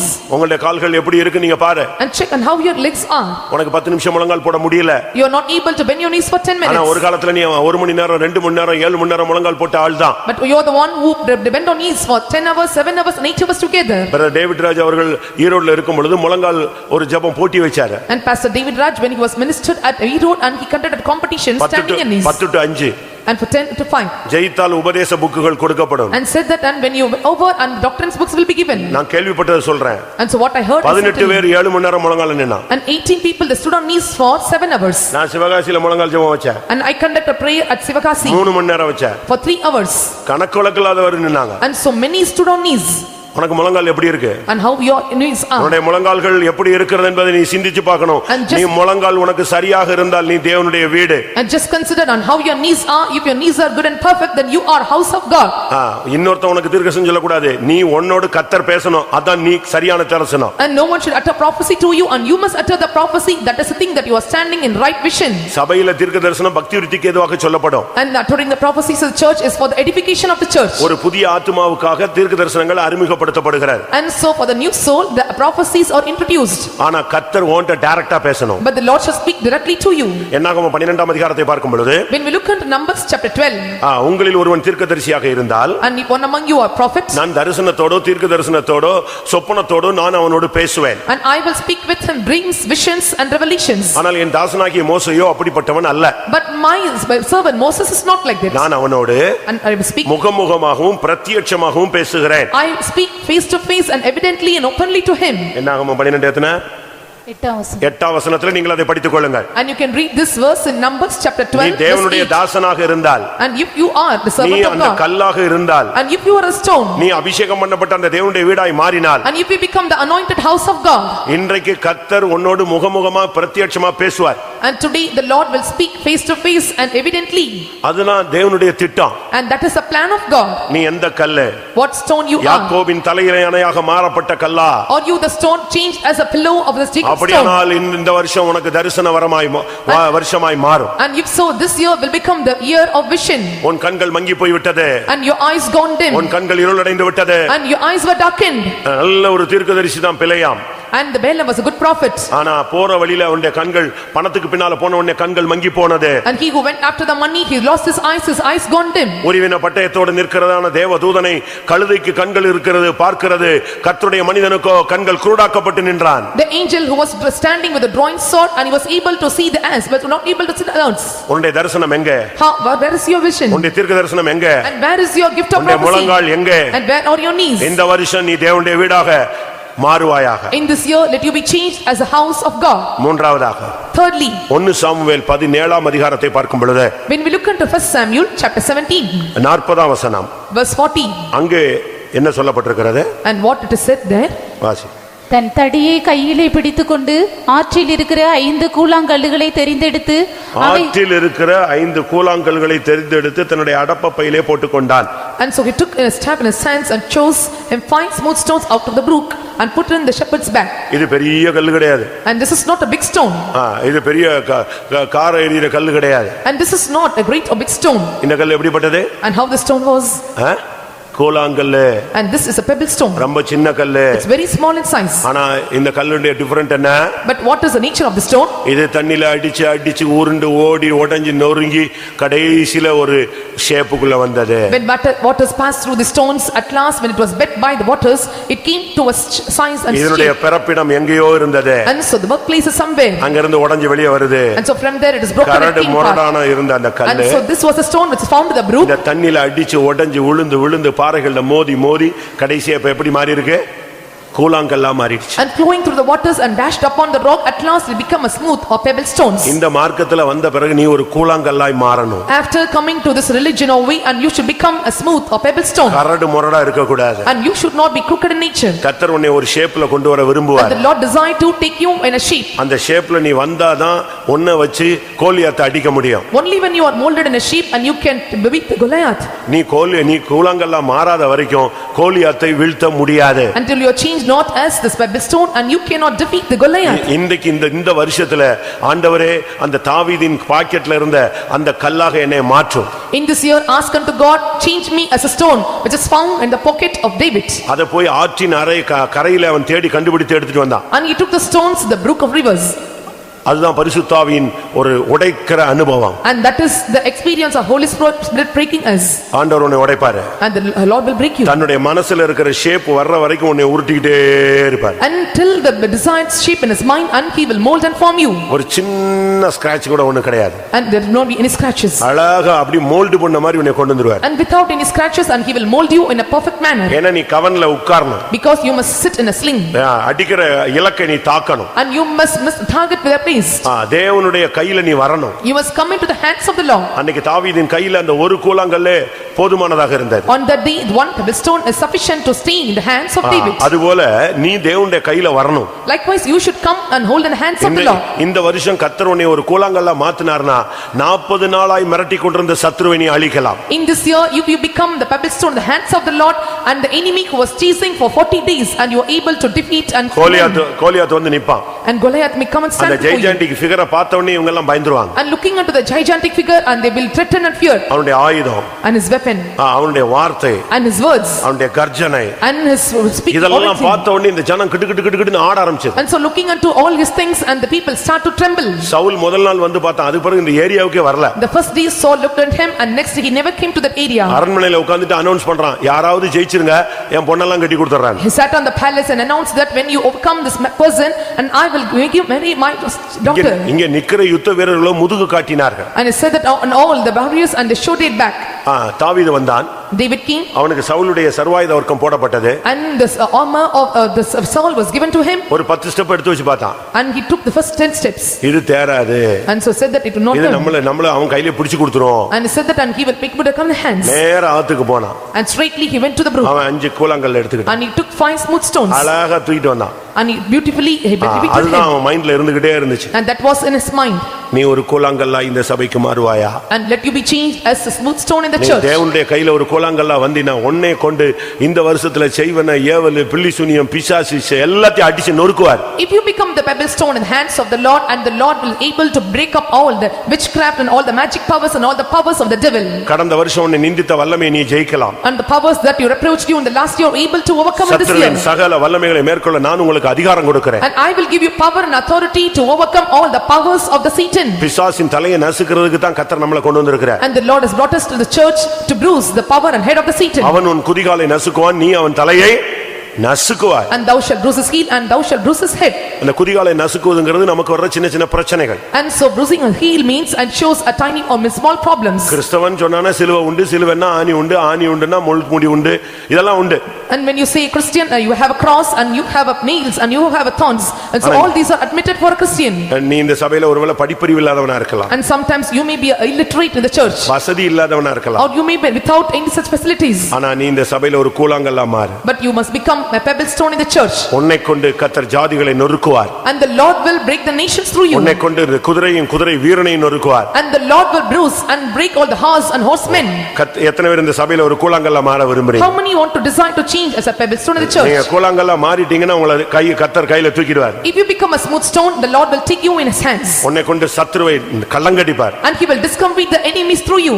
Samson நல்லா இருக்கும்போது அப்படி வந்தானா போதும், ஒருத்தனும் நிக்க மாட்டாங்க. And Samson, when he was perfect, and it comes before no one can stand before him. ஒரு ஊர்ல அவன் இருக்கறான்னு கண்டுபிடிச்சிட்டாங்க. And so they thought that he was in a particular place. But டைரக்டா ஃபேஸ் பண்றதுக்கு பயம். And they got fear to face him directly. அவங்க என்ன பண்ணாங்க? And what they did? சரி எப்படியாவது இங்க தான் வருவான். And they said that, and somehow he will come to this place. கோட்டை கதவை தாண்டி தான் வரணும். And so only crossing this forest can become place. கதவை பூட்டி வச்சிட்டாங்க. And they locked the door. இவன் என்ன பண்ணுவான் பார்க்கலாம். And let me see what he do. சிக்கிட்டானா அடிப்போம். And so he was entangled, let him beat him. ஆனா இவன் வந்தான். But he came. ஒரு செகண்ட் கூட அவன் யோசிக்கவே இல்லைங்க. And so he did not think even a single second. இப்ப நீங்க கூட நம்ம கூட ஒரு வாழ்க்கையில ஒரு சின்ன பிரச்சனைனா படக்குன்னு ஒரு பதப்பு வந்துரும். Even sometimes when you are having some problems, and we will be having some fear. என்ன பண்ண போறோம்? And what we are going to do? என்ன நடக்கும்? And what will happen? இப்படின்னு ஒரு திகில் இருக்கும். And so we will have such terrors. ஆனா அவனுக்கு கதவு பூட்டி இருக்கா? அப்படியே அவ்வளவுதான். அவன் பூட்டி இருக்கா? பூட்டிட்டாங்களா? யாரு பூட்டினது? ஒரு क्वेश्चन கிடையாது. That the gates was locked, and it would ask question, and who locked it, and how it was locked. அவன் நேரா வந்தான். And he came straightly. ரெண்டு உழுக்குனாங்க. And just he took a stroke. அது கீழோட புடிங்கிட்டு வந்துருச்சு. And so it completely come off the things. தூக்கி தோள்ல போட்டான், போயிட்டே இருந்தான். He took upon the shoulder, and he went on his way. எனக்கு அது புடுங்கின வேகத்துல சத்துருக்கள் ஒருத்தனுமே அந்த ஏரியாலயே கிடையாது. And so the time when he plucked up, and none of his enemies stood in that area. அந்த ஒரு கல் அடிச்ச அடியில அந்த கோலியாத் கீழ விழுந்தான் பாருங்க, சத்துருக்கள் சிதறுண்டு ஓடிட்டாங்க. And so when you took up the stone and bet on him within a single beat, and no other enemy stood before him, and they were scattered around. எனக்கு இந்த சபையில கோலாங்கற்கள் தேவை. And so I need a smooth stone in the church. நல்ல மோல்டிங்கான சபையில நல்ல விசுவாசிகள் தேவை. And I need believers that were molded in a perfect manner. இந்த சபையில தானியேல்கள் தேவை. And I need Daniel in the church. இந்த சபையில ஏசாயாக்கள் தேவை. I need Isaiah in the church. கண்ணீரின் தீர்க்கதரிசியாகிய எரேமியாக்கள் சபையில தேவை. And I need a prophet Jeremiah who shed tears fierce like him. கோலியாத்தை வீழ்த்துறதுக்கு நீ ஒரு கூழாங்கல்லா மாறினா போதும், பெரிய சாதனை ஒண்ணும் செய்ய வேண்டாம். And when you become a pebble stone to defeat a Goliath, then that is sufficient. I don't want to do any other achievements. ஒருவேளை கடந்த காலங்கள் எல்லாம் பிசாசு உன்னை பயங்காட்டி இருப்பான். On the past days, and David would have feared and trembled you. செத்துருவ, And you may die. நீ சொல்லு ஆமா நான் செத்தா பரலோகம் போவேன்னு சொல்லி ஓடி போயிடுவான். And you see, if I die, I will go to heaven, and he will flee away from you. நீ செத்துருவேன்னு சொன்னா செத்தா நல்லது தானே, நான் நீ பரலோகம் போவேன்னு சொல்லு, அவன் கிட்டே வர மாட்டான். And so if you see that you will die, until it's good for me to die, so I can reach heaven, and he will come never die into you. நான் செத்துருவேனா? Will I die? நான் செத்துருவேனா? And so will I die? அது பிறகு இவன் சாப்பிட மாட்டான், செத்தே போயிடுவான். And then after he never eats and he will die. நீ செத்துருவேனா? ஓகே, இன்னைக்கே நான் ready அப்படின்றவன். If you see and he asks you to die and you settle, I am ready. தன் ஜீவனை இழந்து போக விரும்புகிறவன் அதை என்ன செய்கிறான்? பெற்றுக்கொள்கிறான். அதை பெற்றுக்கொள்ள விரும்புகிறவன் இழந்து போகிறான். And he that want to lose his life will receive it, and he that want to have this and he will lose it. இன்னைக்கு உன்னை கொன்றுவேன் அப்படினா ரைட், ஓகே, நான் இன்னைக்கு நான் பரலோகத்துல போய்டுவேன். And today if he sees that I will kill you and let you can see that I will go to heaven. அப்படி ஒரு தைரியம், ஒரு விசுவாசம், ஒரு கோலியாத்தை வீழ்த்தக்கூடிய அந்த சின்ன கல்லுக்கு அவ்வளவு சக்தி இருந்தது. And so the small stone had such a power of boldness and faith to defeat the Goliath. நம்ம கவன்னு நினைச்சா நீங்க இந்த கவுட் அடிக்கிறதுன்னு நினைச்சிட கூடாது. And don't think the sling that he was just using. நம்ம கவன் கல்லுன்னா அந்த வி மாதிரி ஒரு கல் இருக்கும், வச்சுக்கிட்டு அதை வச்சு அடிச்சுக்கிட்டு குருவி அடிச்சுக்கிட்டு இருப்பாங்க. அந்த இல்ல, நீங்க இப்ப கூட பாலஸ்தீனத்துல இஸ்ரேலை எதிர்க்கிறதுக்கு எதை தான் யூஸ் பண்றான்? இவங்க கன் வச்சிருக்காங்க, அவன் எதை வச்சிருக்கான்? கவன் தான் வச்சிருக்கான். And so when you see in the Palestine, the people of Israel they use and the rifle, but they use still the sling to beat them. இவன் நிலத்துக்கு டேப் மாதிரி இருக்குது. And so it was just like tape மாதிரி இருக்கு. like the tape. அதுல நடுவுல வச்சுக்கிட்டு சுத்துறான் பாருங்க, சுத்து. And just they revolve keeping in the middle. சுத்திட்டு விடுறான், நேரா அது இஸ்ரேல்காரன் மண்டையில வந்து அடிக்குதுங்க. And so when they revolve at last, when they leave it and it hold on the head of the Israel. ஏன்னா எல்லார் கையிலும் கன் இல்ல. Because there is no gun in every hands. ஆனா இஸ்ரேல்காரன் கையில கன் இருக்கு, அவன் டப்பு டப்பு டப்புன்னு குருவி சுட்ட மாதிரி அடிச்சு கீழ போட்டே இருக்கான். But the people of Israelites and they have a gun in their hands, and so they like beat like sparrows. இவங்க அவன் மேல இஸ்ரேல் வந்து கண்ணீர் புகை அடிக்குது. And so you can see the Israelites and they were bombarding them. அது அப்படியே குதிச்சு இவன்ல தேடி போய் அடிக்கிற மாதிரி போகுது. அதை இவன் வேகமா பிடிச்சு கவன்ல வச்சு சுத்தி விடுறான். திருப்பி எங்க விடுறான்? பாலஸ்தீனம் திருப்பி விடுறாங்க. It's just jumping over them and coming to the sling, and so it's revolving around, and so it again striking them towards them. நீ தேவனுடைய கையில ஒரு கூழாங்கல்லாய் மாறு. And you should become a pebble stone in the hands of the Lord. நீ கல்லா மாறிட்டேன்னா கோலியாத்தெல்லாம் அடிச்சு தூக்கிடலாம். When you become a stone and you can defeat Goliath. நீ இந்த வருஷத்துல நல்ல ஒரு கூழாங்கல்லா மாறு. In this year, and you must become a right pebble stone. கர்த்தர் உன்னை உருவாக்குறார். And the Lord forms you. சமயீதியா இரு. So keep silence. நீ கூழாங்கல்லா ஆத்துக்கரையிலேயே கட. And like a stone you stay in the சமூகத்திலேயே கட. Stay in the presence of God. ஆற்றின் அருகே போய் எடுத்தான். அந்த ஆத்துக்கரையிலேயே எத்தனையோ வருஷம் கடந்துச்சு. அன்னைக்கு எடுத்தான் பாருங்க, கர்த்தர் இந்த வருஷத்துல உன்னை எடுப்பார். And he took the stones in the brook. It was found in many years in the brook of the river, and so the Lord will take you in his hands. நீ கூழாங்கல்லா மாறிட்டேனா ஒரு கல் போதுங்க. And if you become a stone, a single stone is enough. எனக்கு ஆச்சரியமா இருக்கு, 5 கல் எட்டு வந்தா அதுல 4க்கு யூஸே இல்ல, ஒரே கல்லை வச்சு அடிச்சிட்டாங்க. And so I marveled, he took 5 stones, but there is no use for 4 stones, and he used only 1 stone to beat him. ஒரு வல்லமையை மேற்கொள்ள நமக்கு ரொம்ப ஜெபம் தேவையில்லை, ஒரே ஜெபத்துல அடிச்சிரலாம். And to overcome a power, there are no need of more prayers to have us together, and with a single prayer, and we can beat him. அடுத்ததாக Nextly, 1 ராஜாக்கள் 6:7 பார்க்கும் பொழுது, when you look into 1 Kings chapter 6 verse 7. 1 ராஜாக்கள் 6:7. ஆலயம் கட்டப்படுகையில் அது பனி தீர்ந்து கொண்டு வரப்பட்ட கற்களாலே கட்டப்பட்டது. ஆலயம் கட்டப்பட்ட பொழுது பனி தீர்த்து கொண்டு வரப்பட்ட கற்களால் அது கட்டப்பட்டது. And so when they built up the temple, and it was built on stone made ready. Ezra 6ஆம் அதிகாரம் 4ஆம் வசனம். Ezra chapter 6 verse 4. Ezra 6:4. Ezra chapter 6 verse 4. அது 3 வரிசை பெருங்கற்களாலும் ஒரு மச்சு வரிசை புது உத்திரங்களாலும் கட்டப்பட கடவது. பெரிய கற்களால அந்த ஆலயம் கட்டப்பட்டது. And with 3 rows of great stone it the church was built. ஆலயம் நீங்களே தேவனுடைய ஆலயம். Church, ye are the temple of God. 1 கொரிந்தியர் 3 சொல்லுகிறது நீங்களே தேவனுடைய ஆலயம். 1 Corinthians chapter 3 says ye are the temple of God. தேவனுடைய ஆலயம் பரிசுத்தமா இருக்கிறது. The temple of God is holy. இந்த வருஷம் உன்னுடைய ஜீவியம் கட்டி எழுப்பப்பட வேண்டும். In this year your life should be built up. நீ என்ன சாதிச்சேங்கறது இல்ல, நீ எவ்வளவு பரிசுத்தமா வாழ்ந்தங்கறது ரொம்ப முக்கியம். What you worship doesn't matter, but how long or how far you stayed in holiness, that does matter. ஆலயம் சொன்னா அதுக்கு ஒரு பிரமாணம் இருக்கிறது. When you see a temple, there is a law. என்ன பிரமாணம்? And what is the law of the house of ஆலயத்தினுடைய God? பிரமாணம் என்ன? And what is the law of the house of God? அந்த எசேக்கியேல் 43:12. Ezekiel chapter 43 verse 12. ஆலயத்தினுடைய பிரமாணம் என்னவென்றால் மலையுச்சியின் மேல் சுற்றிலும் அதன் எல்லை எங்கும் மிகவும் பரிசுத்தமாயிருக்கும். ஆலயத்தை கட்டுறதுக்கு ஒண்ணே ஒரு கல்லா கத்தர் மாத்துறாருன்னா நீ பரிசுத்தமாய் மாற வேண்டும். If the Lord make you as a stone to build up the temple, and you should become a holy. பரிசுத்தம் இல்லாமல் ஒருவனும் தேவனை தரிசிக்கிறது இல்ல. And without which holiness and no man shall see the Lord. இந்த வருஷம் உன்னுடைய ஜீவியத்துல பரிசுத்தத்துக்கு நீ முக்கியத்துவம் கொடுக்கணும். In this year you must give importance for holiness. உன்னுடைய விசுவாசத்துக்கு நீ முக்கியத்துவம் கொடுக்கணும். And you must give importance for your faith. உன்னுடைய பிரதிஷ்டைக்கு நீ முக்கியத்துவம் கொடுக்கணும். And you must give importance for your consecration. இவைகள் அனைத்துமே பிரமாணத்தின் அடிப்படையில் இருக்கும். All these are depending upon the laws. ஆலயத்துக்கு ஒரு பிரமாணம் உண்டு. And there is a law for the house of God. அந்த பிரமாணம் என்னன்னா பரிசுத்தம். And what is the law? It is holiness. இந்த வருஷம் உன்னுடைய ஹோலினஸ்க்கு நீ ரொம்ப முக்கியத்துவம் கொடு. In this year you must give importance for your holiness. பாவத்துல சிக்கிடாத.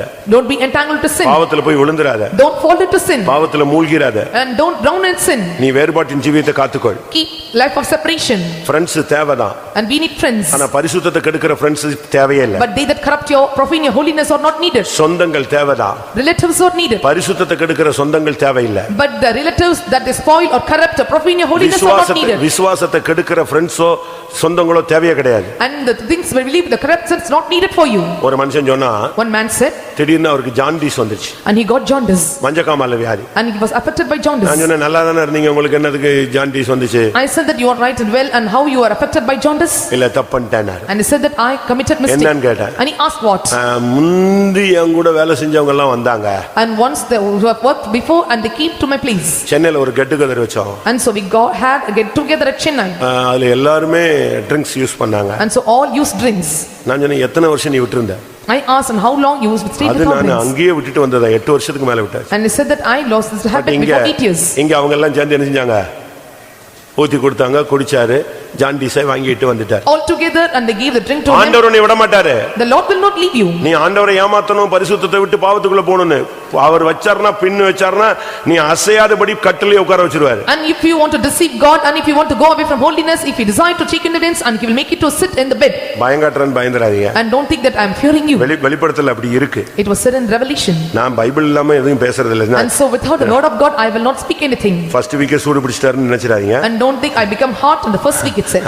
பைபிள்ல சொல்றது தான் சொல்றேன். And what it is said in the Bible I am saying. நீ மனம் திரும்பாய் என்று உனக்கு நான் தவணை கொடுத்தேன். And so I give chances that he may repent.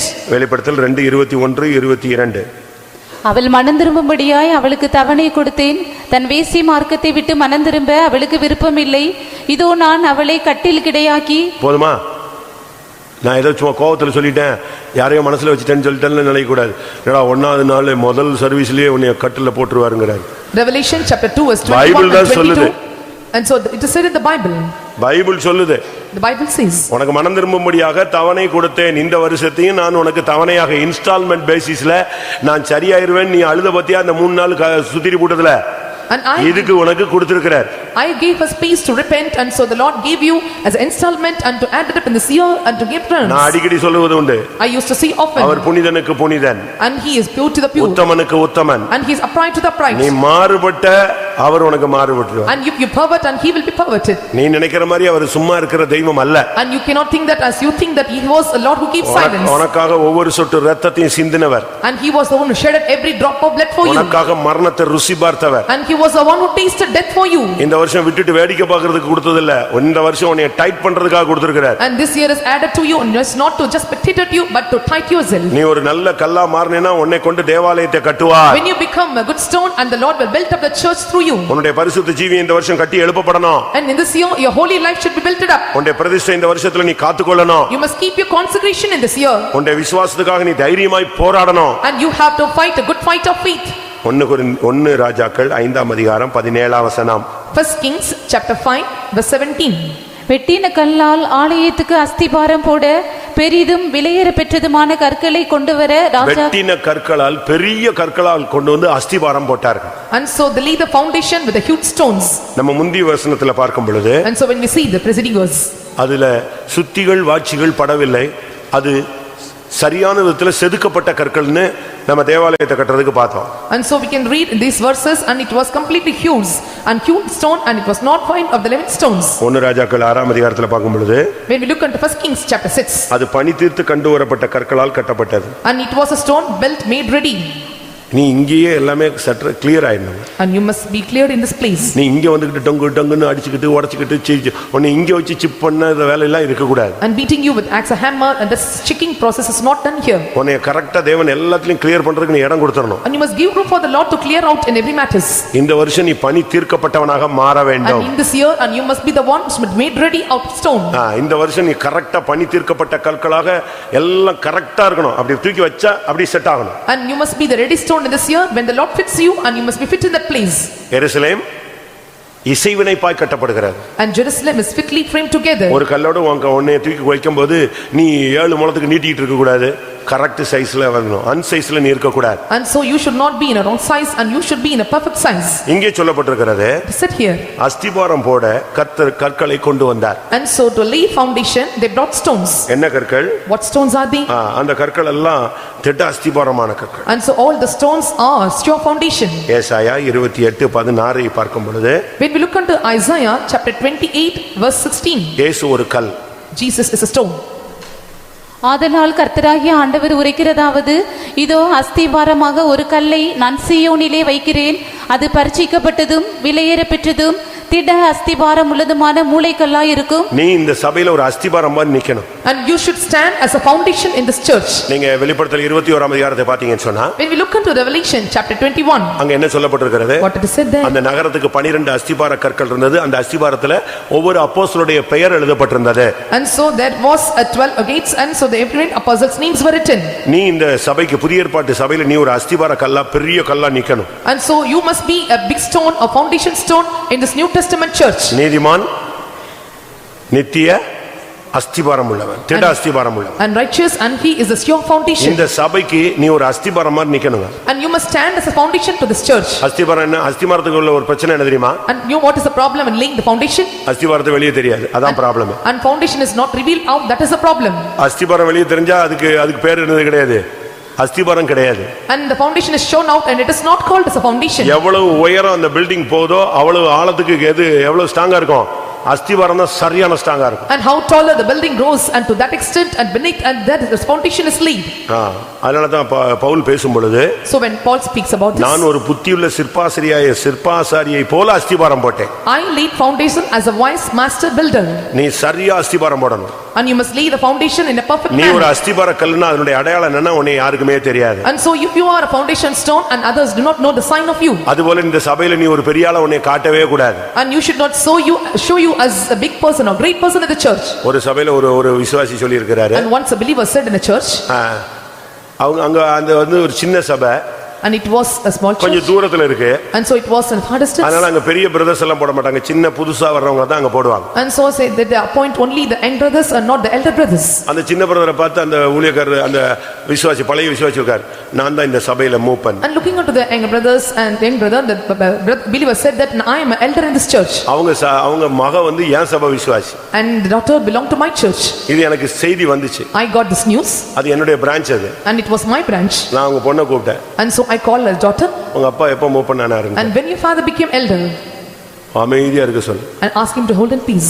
இந்த சபையில வந்து ஒருத்தன் ஹீரோ ஆகணும்னு நினைச்சிட்டானா hero ஆக்கிடுவார். if one becomes a hero in this church and he becomes zero, சபையில ஒரே ஹீரோ தான், இயேசு மட்டும்தான். only one hero in this church and that is Jesus. இந்த சபையில நான் தான் மூப்பன், நான் தான் டீக்கன், நான் தான் கண்காணி, நான் தான் பிஷப்லாம் இந்த போஸ்டிங் இங்க கிடையாது. and you should not say that I am a bishop or deacon and I am the elder in this church. There is no other posting in the church. நம்ம சபையில எப்படின்னு தெரியுமா? you know what is the church? 2 வருஷம் training, 2 years training, 2 வருஷம் professional period அவனுக்கு. and that is a professional period for them. இதுல வியாதிப்பட்டா வீட்டுக்கு போயிடணும். and if they get sick they must go home. இதுல பாவம் செஞ்சா வீட்டுக்கு போயிடணும். if they commit sin they must go home. இதுல முடியலன்னா வீட்டுக்கு போயிடணும். and if they are unable to continue they can go home. இது first training. this is the first training. இதுக்கு பிறகு அவன் வெளியே சபைக்குள்ள வருவான். then after they will skip to the church. 8 வருஷம் ரிப்போர்ட் இல்லாம இருக்கணும். and 8 years and they should not be without any report. 8 2 10 வருஷம். so 8 plus 2 10 years. any report eldership கிடையாது. if there is any report and there is no eldership. அப்படினா என்ன அர்த்தம்? and what does it mean? மத்த சபை மாதிரி training அந்த Bible college முடிச்ச உடனே ஒரு பாஸ்டர், அடுத்த நாள் ரெவரண்ட், அடுத்த நாள் அந்த சபை பிடிக்கலன்னா இவர் தனியா சபை தொடங்கி சீப் பாஸ்டர் ஆயிடுவார் டபால். And so not like the other church giving training, first day the pastor and next day they evident that they become a chief pastor. இந்த வேலை எல்லாம் இங்க கிடையாது. This process is not allowed in this church. இந்த சபையில In this church ஒரு சிஸ்டரா இருந்தா 20 வருஷம் கழிச்சு தான் அவங்கள ஒரு லோக்கல் சபையில மூப்பத்தி ஆக்குவாங்க. and in this church and only when they cross this 20 years and they will be appointed as an elder sister in a particular church. அது வரைக்கும் அவங்க உடன் ஊழியர். Until then and they were co-workers. ஆனா இந்த பிரதர்ஸ்க்கு எப்படின்னா But you know what is the condition for 10 brothers? வருஷம் ரிப்போர்ட்டே இருக்க கூடாது. And 10 years there should not be any report. அப்படி ரிப்போர்ட் இல்லாமல் இருந்தால் And only when they stay without report அவனை எல்டரா சீப் பாஸ்டர் கை வச்சு ஆர்டினேட் பண்ணுவார். and the chief pastor will ordain as an elder. அப்படி ஆன பிறகுதான் And after becoming elder ராபோஜனம் கொடுக்கணும். and he should give communion. அது வரைக்கும் அந்த ஊழியக்காரர் ராபோஜனம் எடுக்கலாம். ராபோஜனம் என்ன செய்ய கூடாது? கொடுக்க கூடாது. Until then and the servant of God can take communion but should not give communion to others.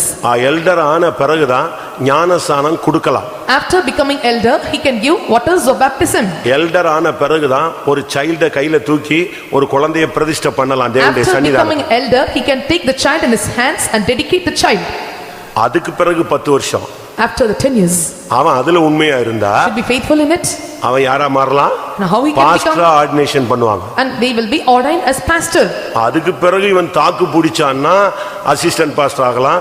இன்னும் தம் பிடிச்சான்னா அவன் ஜெனரல் பாஸ்டர் ஆகலாம். And so when he crossed over this path and he become assistant pastor and he was able to tackle and he can become the center pastor.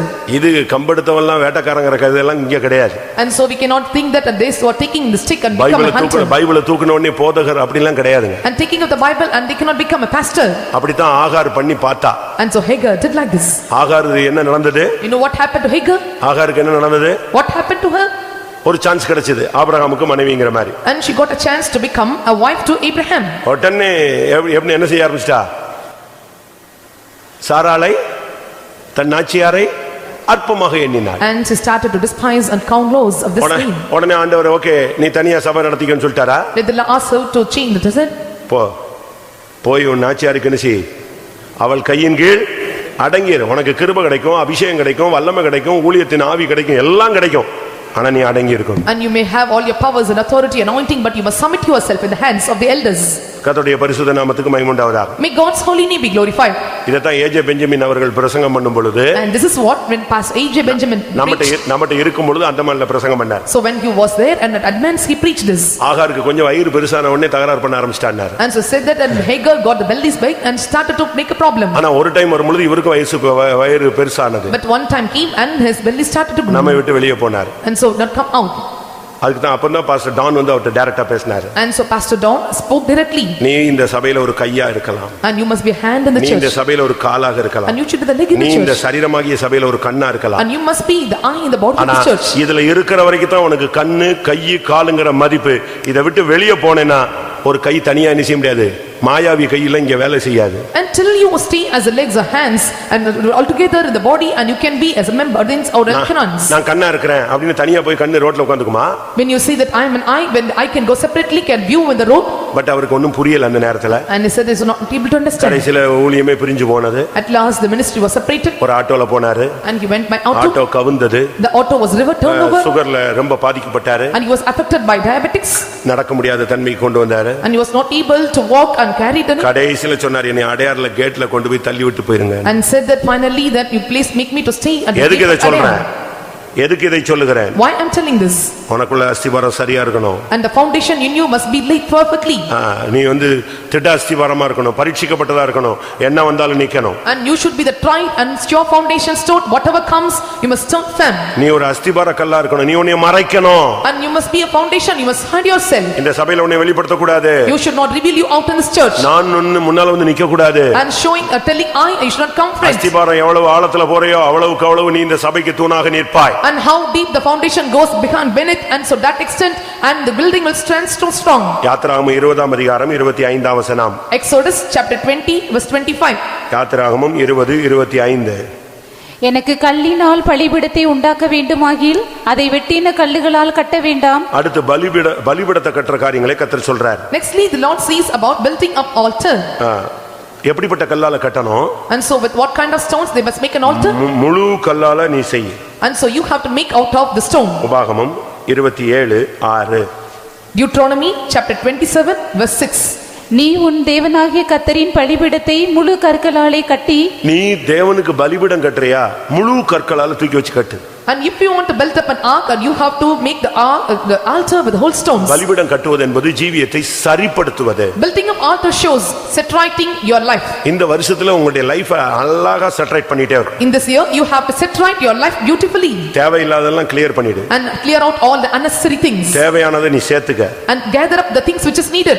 உன் பலிபீடம் எப்பொழுதும் அக்கினியால் நிரப்பப்பட்டிருக்க வேண்டும். And your altar should be filled with fire. உன் பலிபீடத்துல அக்கினி குறைய கூடாது. And your fire should not be decreased in the altar. எப்பொழுதும் பலிபீடத்துல அக்கினி இருந்துகிட்டே And இருக்கணும். there should be fire on the altar all the times. இந்த வருஷம் உன்னுடைய ஜீவியம் ஒரு அக்கினியாக இருந்துகிட்டே இருக்கணும். In this year your life should have the fire.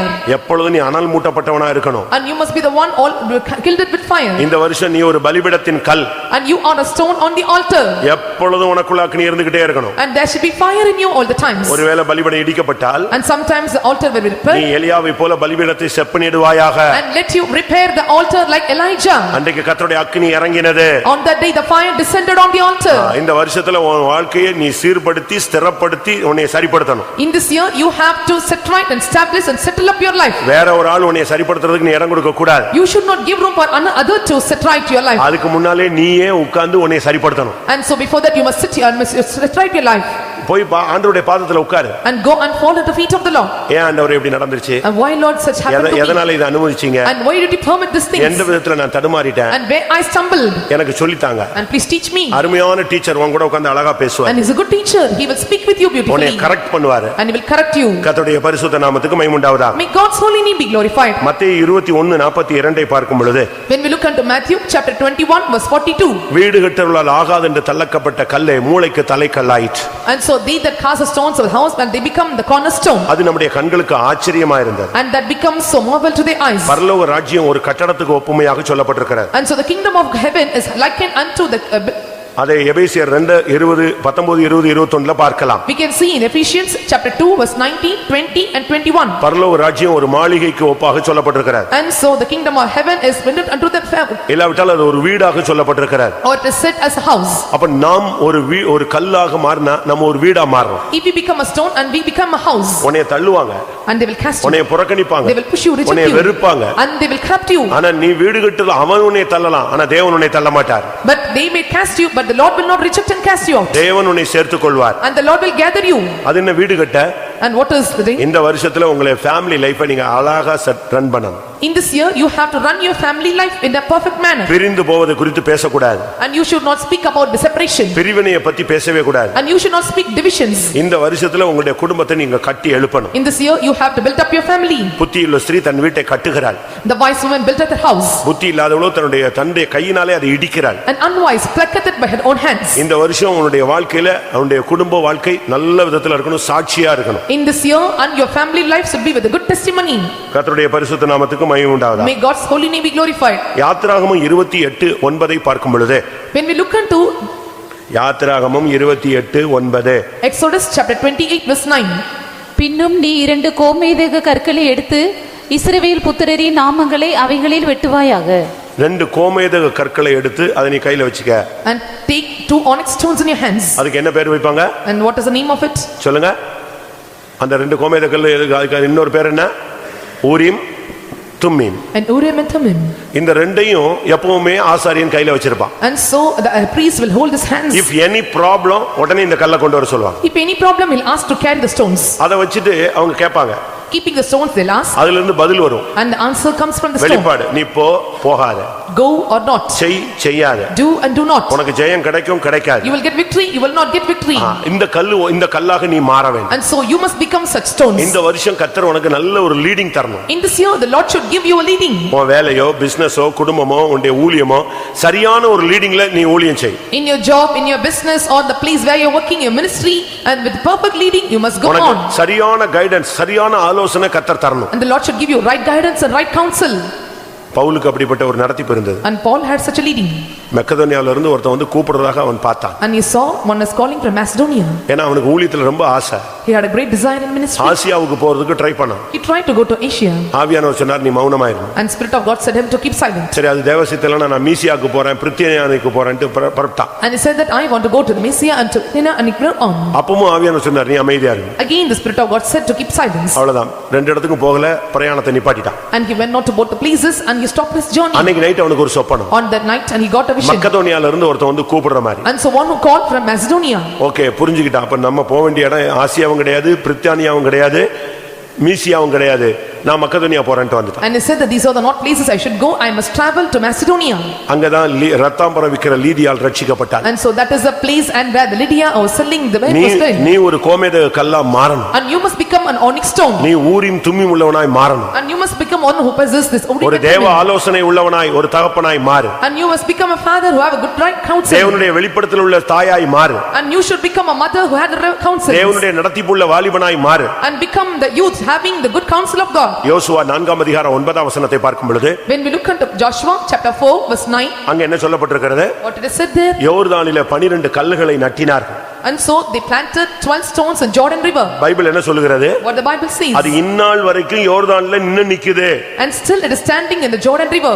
ஏனா யோர்தானை ரெண்டா கர்த்தர் பிரிச்சிட்டார். Because the Lord divided Jordan into two. தண்ணீர் அங்க சுவர் மாதிரி நின்னுகிட்டு இருக்கு. And the water stood like a wall. இப்போ ஆண்டவர் என்ன சொல்றாரு? Now the Lord said to him, இந்த உலர்ந்த தரை வழியா நான் உங்களை நடத்தினேன் என்பதற்கு சாட்சியாக 12 கல்களை யோர்தான்ல நாட்டுங்க. And that I led you in this parched dry ground and you have to set up 12 stones in this Jordan river. என்ன வந்தாலும் இந்த கல்லு அசையாது. So whatever comes, the stone will not shake. அப்படிப்பட்ட கல்லு தான் சபைக்கு தேவை. And such stones are needed for the church. அந்தால ஒரு மாதிரி பார்த்தாரு இனிமே நான் சபைக்கு போக மாட்டேன். And so he looked differently, so I will not go to church anymore. எனக்கு சாம்பார் குறைத்து ஊற்றி விட்டார்கள் இனிமேல் அந்த பக்கமே நான் போக மாட்டேன். They poured a little sambar, so I will not go by that side. என்னைய காலண்டரே கொடுக்கவில்லை. அப்ப என் லிஸ்ட் என் பேரை சேர்க்கவில்லை. அதனால நான் வரவே மாட்டேன். They gave me no calendar, they added my name not on list, and so I will not come to the church. செருப்பு போடும்போது காலை மிதித்து விட்டான். இனிமேல் நான் வர மாட்டேன். And so when I put my slippers and he stamp on my feet, and so I will not come anymore. நான் உட்கார்ற இடத்த அந்த ஆளு வந்து உட்கார்ந்துட்டான். இனிமே அந்த திசையிலே போக மாட்டேன். The place where I am sitting and his hat on my place, so I will not go that direction. இப்படிப்பட்ட ஒரு 10 பேர் இருந்தானா நான் என்ன அவரது சபையை வச்சு? If such stands found in the church, and how I can run the நீ church? யோர்தானில் நிற்கக்கூடிய கல்லு. And you are the stones able to stand in Jordan river. மனுஷன் என் தலைமையிலே ஏறி போனாலும் நான் கவலைப்பட மாட்டேன். And even the men may go upon my head, I will not leave this thing. தீயையும் தண்ணீரையும் கடந்து வந்தோம். And we walk through the path. மனுஷனை எங்கள் தலையின் மேலே ஏறி போக பண்ணினீ. And you made the men to walk on my word heads. ஆனா இதுக்கு அடுத்து தான் இருக்கு செழிப்பான இடத்தில் எங்களை கொண்டு வந்து விடுகிறீர். But after these, and the Lord let me in the pleasant places. என்ன வந்தாலும் Whatever may come. வாழ்வோ Sao. And it may be life or death. என்ன வந்தாலும் சரி. And whatever may come. பிலிப்பியர் 1:19-20 பவுல் என்ன சொல்றாரு? In Philippians chapter 1 verse 19 and 20, what Saint Paul says? ஜீவனால் ஆகிலும் and it may be the life சாவினால் ஆகிலும் or in death கிறிஸ்து என்னில் மகிமைப்படணும். அதுதான் எனக்கு ஆசை. and the Christ should be glorified in me, and that is my desire. செத்துட்டாலும் நான் கர்த்தருக்காக செத்தேன் இருக்கணும். இருந்தா கர்த்தருக்காக உயிர் வாழ்றேன்னு சொல்றேன். And so if you die, you must say that I died for Christ, and if you live, you must say that I am living for Christ. இந்த சபையில நீ நின்னா யோர்தான்ல நிக்கிற மாதிரி தான். And if you are standing in the church, it is like standing in Jordan. யோர்தான்ல நின்னா என்ன ஆகும்? If you stand in Jordan, what will happen? கரை புரண்டு ஓடுங்க. And it overflows. ஆனா இந்த கல் இன்னைக்கு வரைக்கும் நிக்குது. But still the stone is standing. என்ன வந்தாலும் whatever may come, உயர்வோ தாழ்வோ பசியோ பட்டினியோ நிர்வாணமோ நாசவாசமோ வருங்காலமோ நிகழ்காரியமோ மரணமோ கிறிஸ்துவின் அன்பை விட்டு என்னை பிரிக்காது என்று நான் நிச்சயித்திருக்கிறேன்.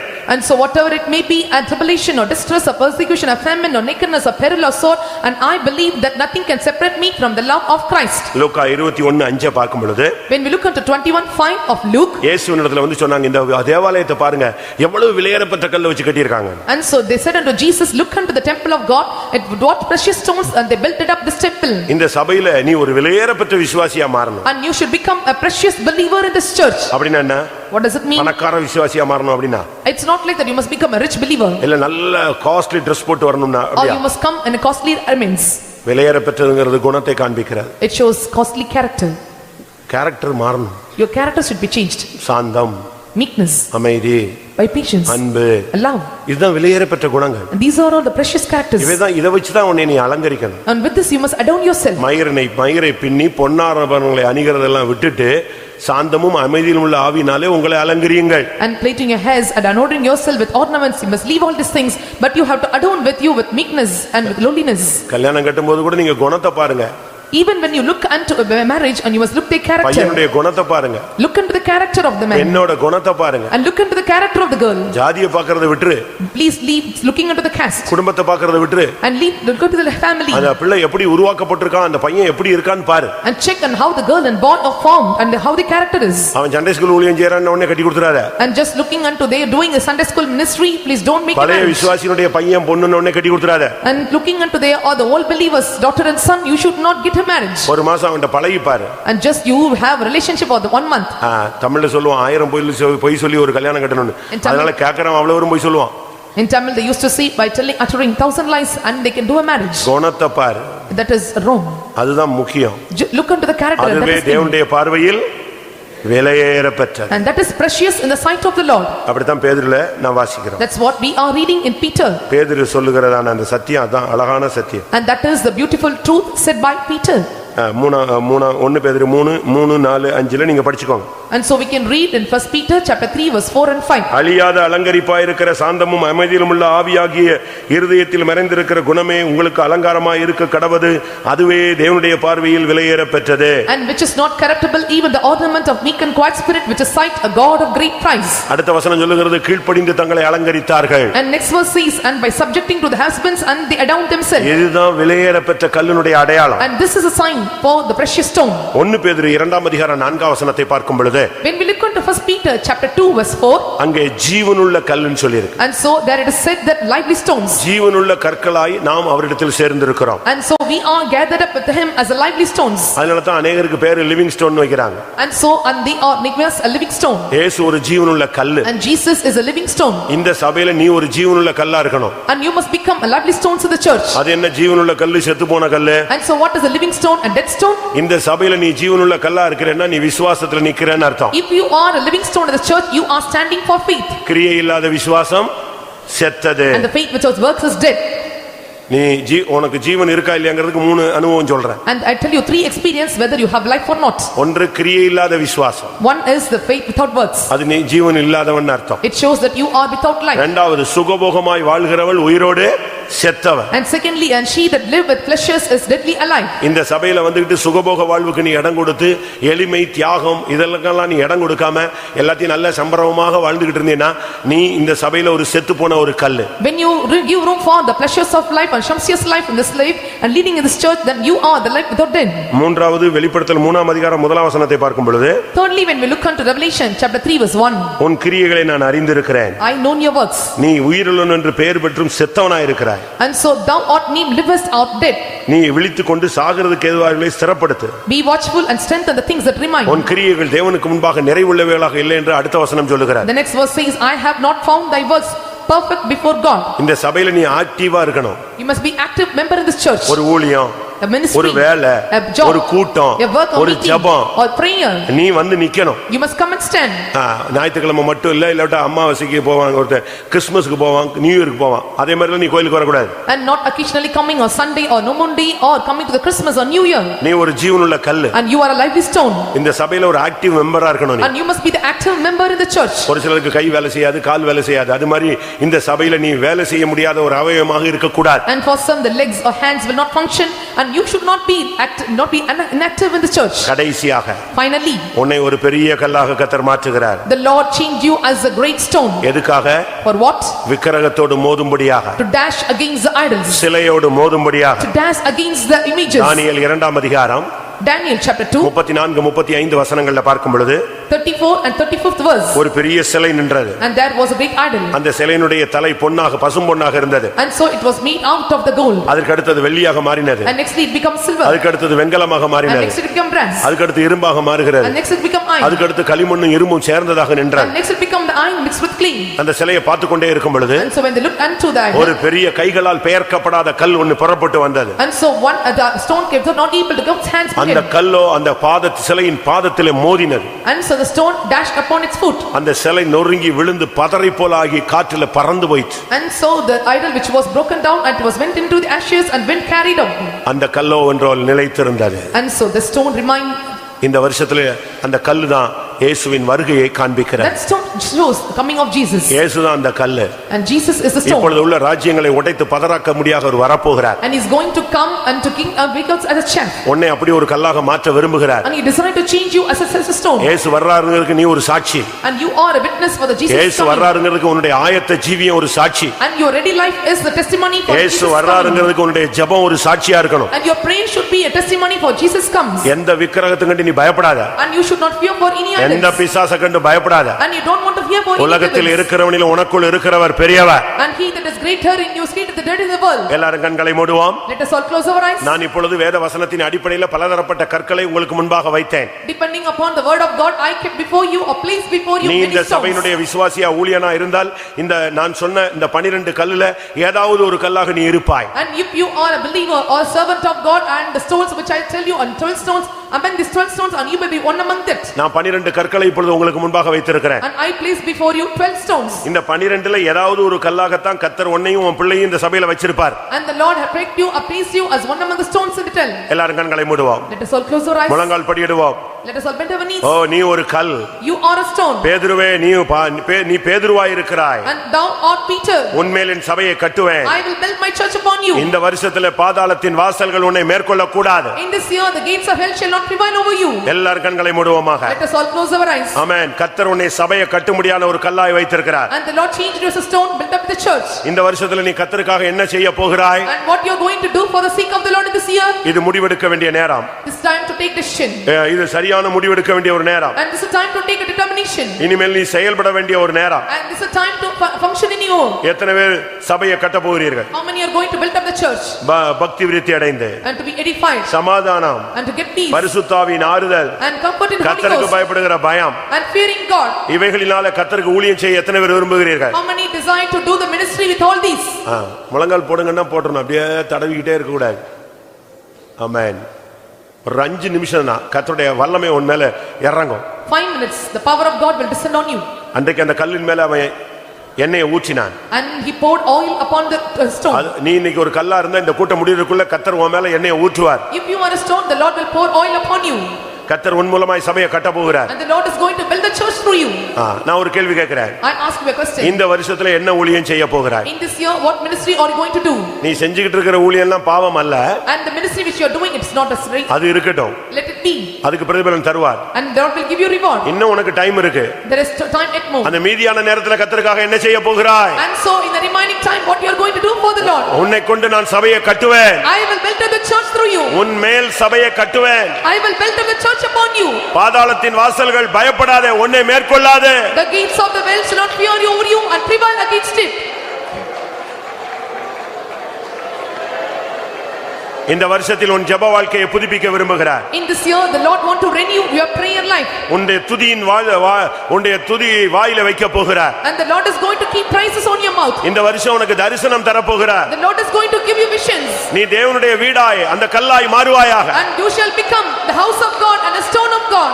இந்த வருஷம் கர்த்தர் உன்னை கொண்டு கோலியாத்தை வீழ்த்த போகிறார். In this year the Lord is going to defeat Goliath through you. கடந்த வருஷத்துல உன்னை பயப்படுத்தின சக்தியை உன்னை கொண்டு கர்த்தர் அழிக்க போகிறார். The powers that terrored you in the past years, the Lord is going to discomfit those powers. இந்த வருஷம் உன்னுடைய பரிசுத்த ஜீவியத்தை கட்ட போகிறார். In this year the Lord is going to build up holy life. உன்னுடைய பிரதிஷ்டையை கட்ட போகிறார். He is going to build up your concentration. உன்னுடைய விசுவாச வாழ்க்கையை கட்டி எழுப்ப போகிறார். He is going to build up your faith life. நீ தேவனுடைய கையில ஒப்புக்கொடு. Submit yourself to the hands of the Lord.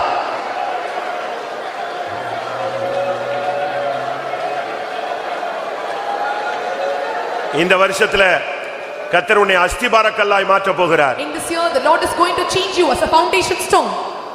அப்படின்னா என்ன அர்த்தம்? What does it mean? உன்னை மறைத்து தேவனை வெளிப்படுத்த போகிறார். Hiding yourself, he is going to reveal God in you. கிறிஸ்து உனக்குள் இருந்து பிரகாசிக்க போகிறார். Christ is going to shine through you. உனக்குள் இருந்து தேவனுடைய வல்லமையை வெளிப்படுத்த போகிறார். The power of God is going to manifest it through you.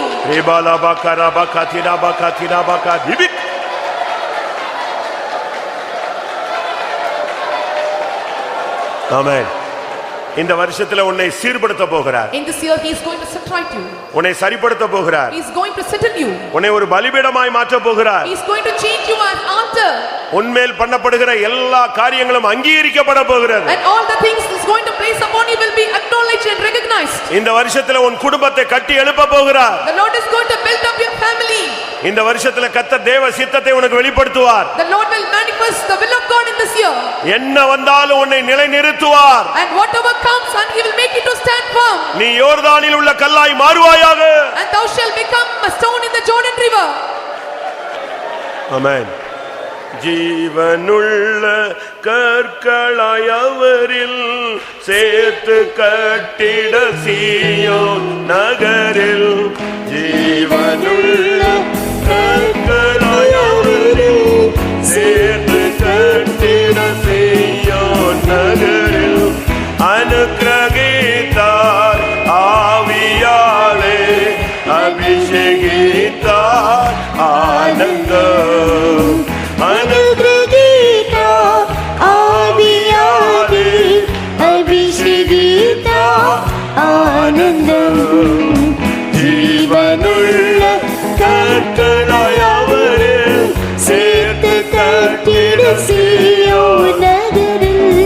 ஜீவனுள்ள கற்களாய் அவரில் சேர்த்து கட்டிட சீயோன் நகரில்.